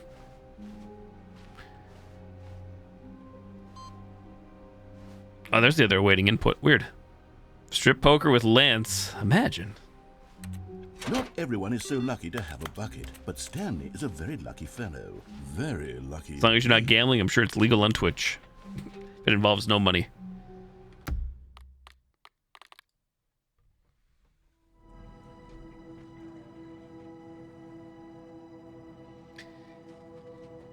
What does this intro screen do? Where does this take us? We haven't watched this.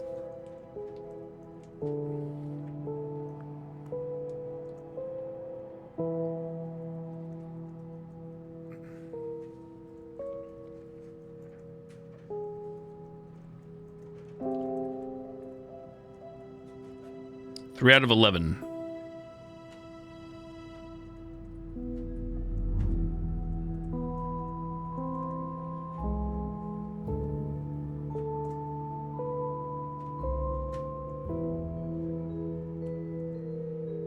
I guess for this one, for the Tuesday, I could technically just leave the game running all day. that would mean no stream from the PC. I'd still fuck it up somehow too, if it actually needs to be running 24 hours on the dot. However that achievement works.